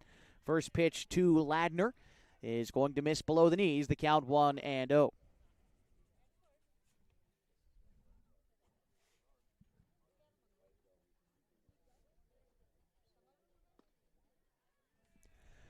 Next pitch to Ladner misses as well. The count 2-0. Trying to find you some offensive statistics for Johnny Ladner this season as he awaits the 2-0. Carpenter set and delivers. That one misses. Kicks away from Takini for a moment. Rax Rogers is going to advance to second without a throw as he gets there on the wild pitch. Jonathan Ladner this season batting .174 for the Mazama Vikings. This is his 30th plate appearance of the year. ahead in the count 3-0. Ladner, a tall batting stance, sort of rocks back and forth in the right-handed batter's box. The 3-0 on its way from Carpenter will find the zone. Out the outer third, belt high, and the count now 3-1. 2 away, runner at second. And on deck is Mason Spivey if the inning continues for Mazama. Here's the 3-1. Looked at for strike 2. Another hard fastball that found the outer third. The count is now full to Johnny Ladner. Big lead off a second for Max Rogers. He's taken off on any contact at all. The pitch to Ladner is popped foul, and the count will remain full. Curious who's due up for Henley in the next half inning. It'll be Connor Shively, Jacoby Tacchini, and Max Price. 3-2.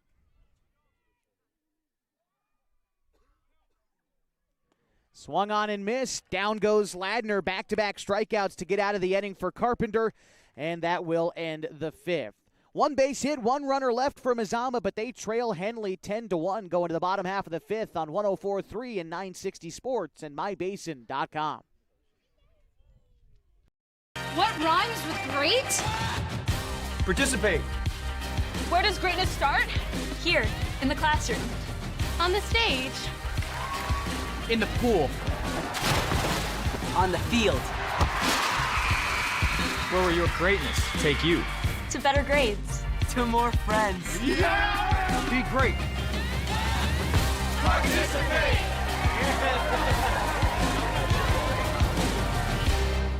At mybasin.com, we bring you the power of local radio, The pace and reach of social media, the information of 24-hour news, and the excitement of local sports. We do this with a team of radio professionals that is second to none. Klamath Falls is a community that we love and a place that we are proud to call home. Klamath Falls deserves a media group that is as committed to you as you are to Klamath Falls. mybasin.com is your go-to place for news, sports, events, and everything going on at home in Klamath Falls.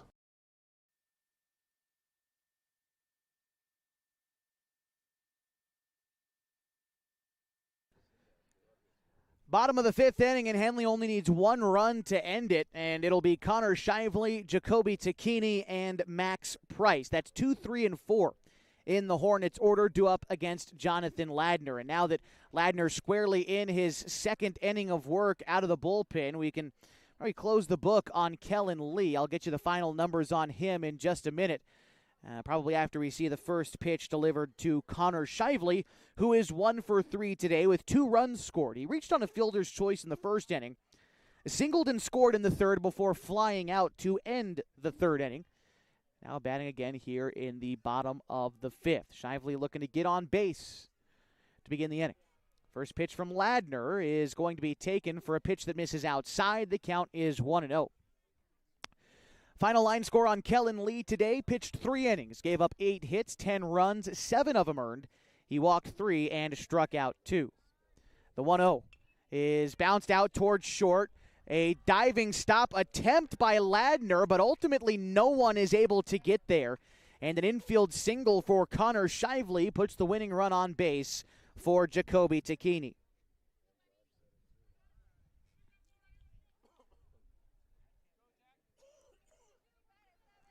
Tacchini 1 for 1 today.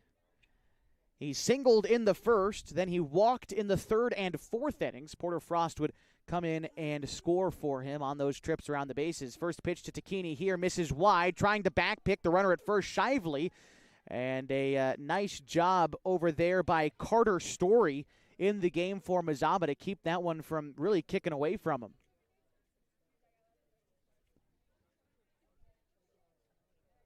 Story, a new addition into the game for Mazama. Not sure if this is his first inning out there, but the sophomore in at first base. The 1-0 is going to miss in against Tacchini. The count is now 2-0 to the Henley catcher. After Tacchini in the order, it's Max Price. Ladner looks in, gets the sign from Carter, and ready to go with the 2-0. That one misses upstairs. The count 3-0. Henley scored 1 run in the first, added 6 in the third, and 3 more in the fourth. That's how they have their 10 runs. Mazama scored their lone run of the ball game in the top of the second inning. The 3-0 to Takini. That one either hit him or it was ball 4. Regardless, a free pass issued to Takini. And that will put the winning run in scoring position. And nobody out for Max Price. Porter Frost in to run for Takini.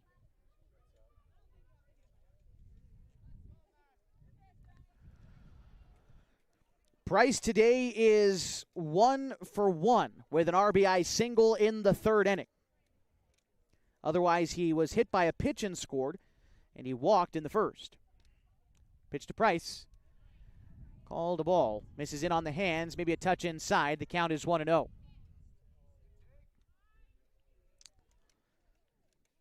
Price got the win on the mound for Henley on Wednesday and pitched the final inning on the win earlier today. That pitch misses upstairs. The count is 2-0.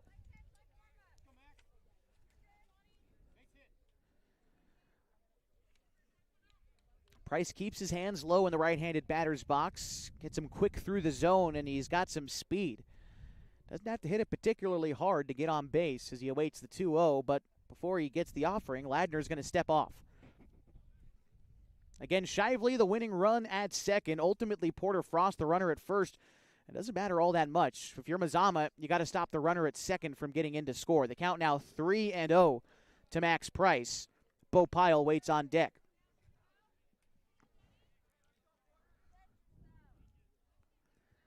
Price, see if he offers up at anything in a 3-0 count. He may just be taken all the way to try to get Ladner to throw a strike at all. Pitch from Ladner is in there. And that's a 3-1 count. The fastball over the plate, a little bit below the letters in the zone to Price, and now has the green light in a 3-1 count. Still a good hitter's count for the Henley center fielder. And the pitch on the way from Ladner. That one will find the zone off the outer third of the plate. The count is now full. Nice job by Ladner to battle back into this at-bat after going down with 3 misses. Has found the zone on back-to-back pitches. Price ready for the full count offering from Jonathan Ladner. Pitch on the way is a line drive to center field. That one is caught in center field by Max Rogers for the first out.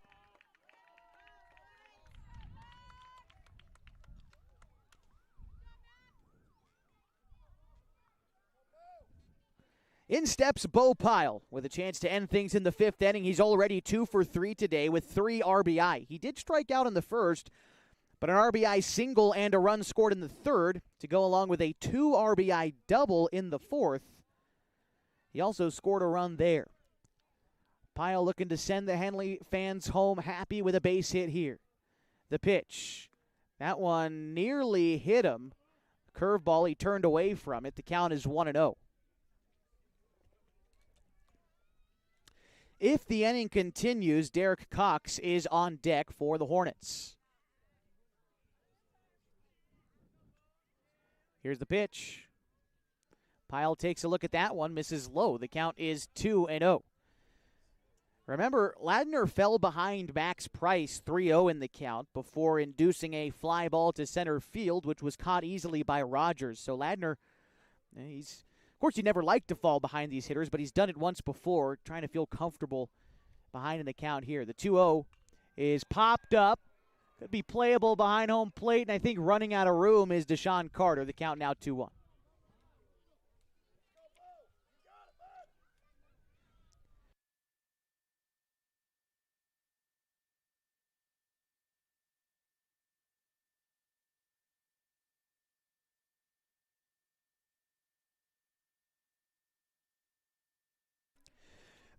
The count to Bo Pyle. And the pitch. Pyle pops one up behind third. Could be playable for Nickerson. He will not be able to make the catch despite a really good effort. Had to lean into the bullpen, but was just out of his reach. And that will be strike 2 to Bo Pyle.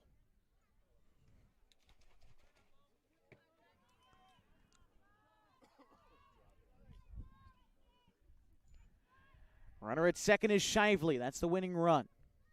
Frost is at first. A 2-2 count to Bo Pyle. Here's the pitch. That one kicks off of Carter's shoe and rolls to the backstop. Both runners will advance. And in a 3-2 count, the winning run 90 feet away in the person of Shively.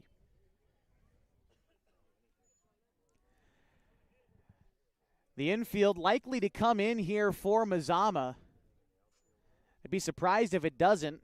Nickerson seems to have recognized to bring the infield in, and everyone else sort of looking around, wondering, do we bring the infield in? Kapanen at short is about halfway in, and a 3-2 count on the way to Pyle is swung on and missed. And 2 outs now in the inning, and at this point, it comes down to Derek Cox to try to end the game.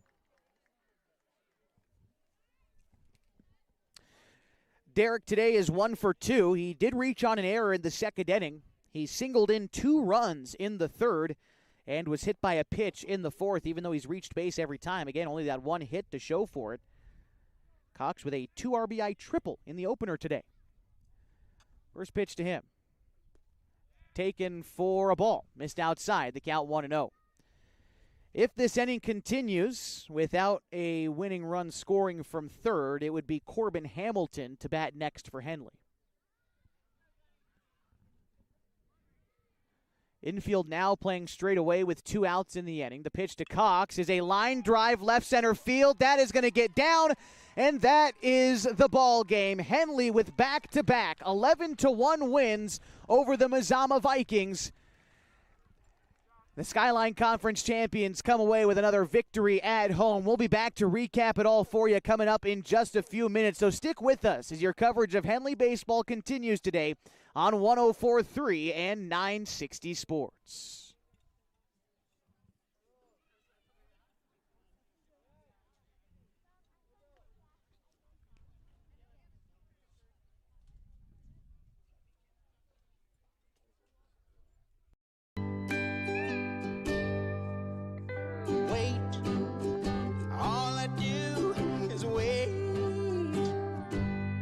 So lonely, I just sigh and moan. Seems like I've been away forever, wondering if you're coming home. I just saw your face, I know you're coming home. I swear there is no place home. And then I heard your voice. I know you're coming home. I know you're coming home. This is where unconditional love and immeasurable happiness reside. This is home. Coltwell Banker, where home begins. The innocence of youth. Is there anything any better? But soon they'll be in high school and facing all the same challenges you faced. How to make friends, how to fit in, how to be cool. We want our children to have everything they'll need to live fulfilling and productive lives. Make sure the kids in your family are among the more than 120,000 participants here in Oregon who take part in high school sports or activities. Introducing Smith Bates Marcom Solutions, your trusted partner in marketing and communication. We specialize in crafting compelling campaigns, eye-catching graphics, and impactful branding materials. Smith Bates is like working with dependable friends. They always help us build our professional image. Through the innovative strategies that the team at Smith Bates suggested, we've been able to give the brand at Calor the boost that it desperately needed. Unlock your potential with Smith Bates Marcom Solutions.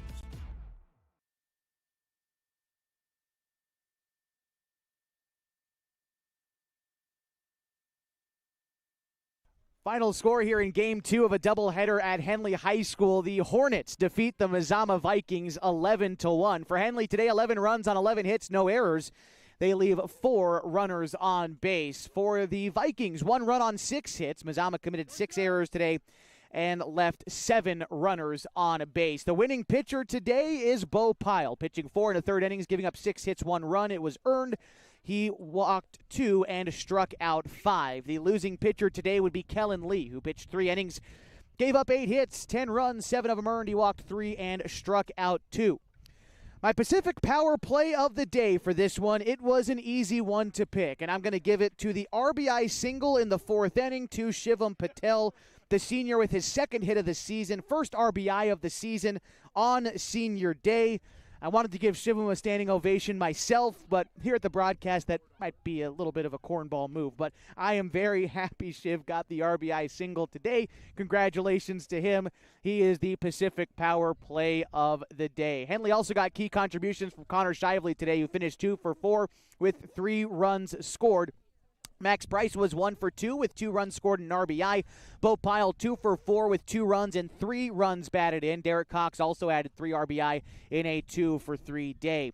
For Mazama, they got their 1 RBI of the day off the bat of Mason Spivey, who finished 1 for 2 and 1 hit each for Max Rogers, Deshaun Carter, Jaden Justice, Kellen Lee, and William Hamilton. For this win, Henley, the reigning Skyline Conference champions, improve to 20-3, 15-0 in conference play. For the Vikings, their season is over. They finished with a record of 6-18, 2-14 in Skyline Conference play. Henley, the season continues on Monday as they host the Phoenix Pirates in the Skyline Conference finale. But until then, my name is Josh Eldred, saying thank you so much for joining us today, whether it's been just today or all season long for Henley baseball. Appreciate you all the same. Want to also highlight some of the folks that make today's broadcast possible. Both head coaches, Mike Edwards for the Vikings, Sean Teeters for the Hornets, the athletic director here at Henley High School, Luke Hammond, and our official scorer today, Rob Sims, for making sure I know what I'm talking about. And again, thanks to you as well for joining us for another edition of Henley Baseball. The Hornets today picking up a doubleheader sweep of the Mazama Vikings, both games finishing with 11-1 finals. My name is Josh Eldridge, saying have a great weekend and good night from Rosser Field at Henley High School.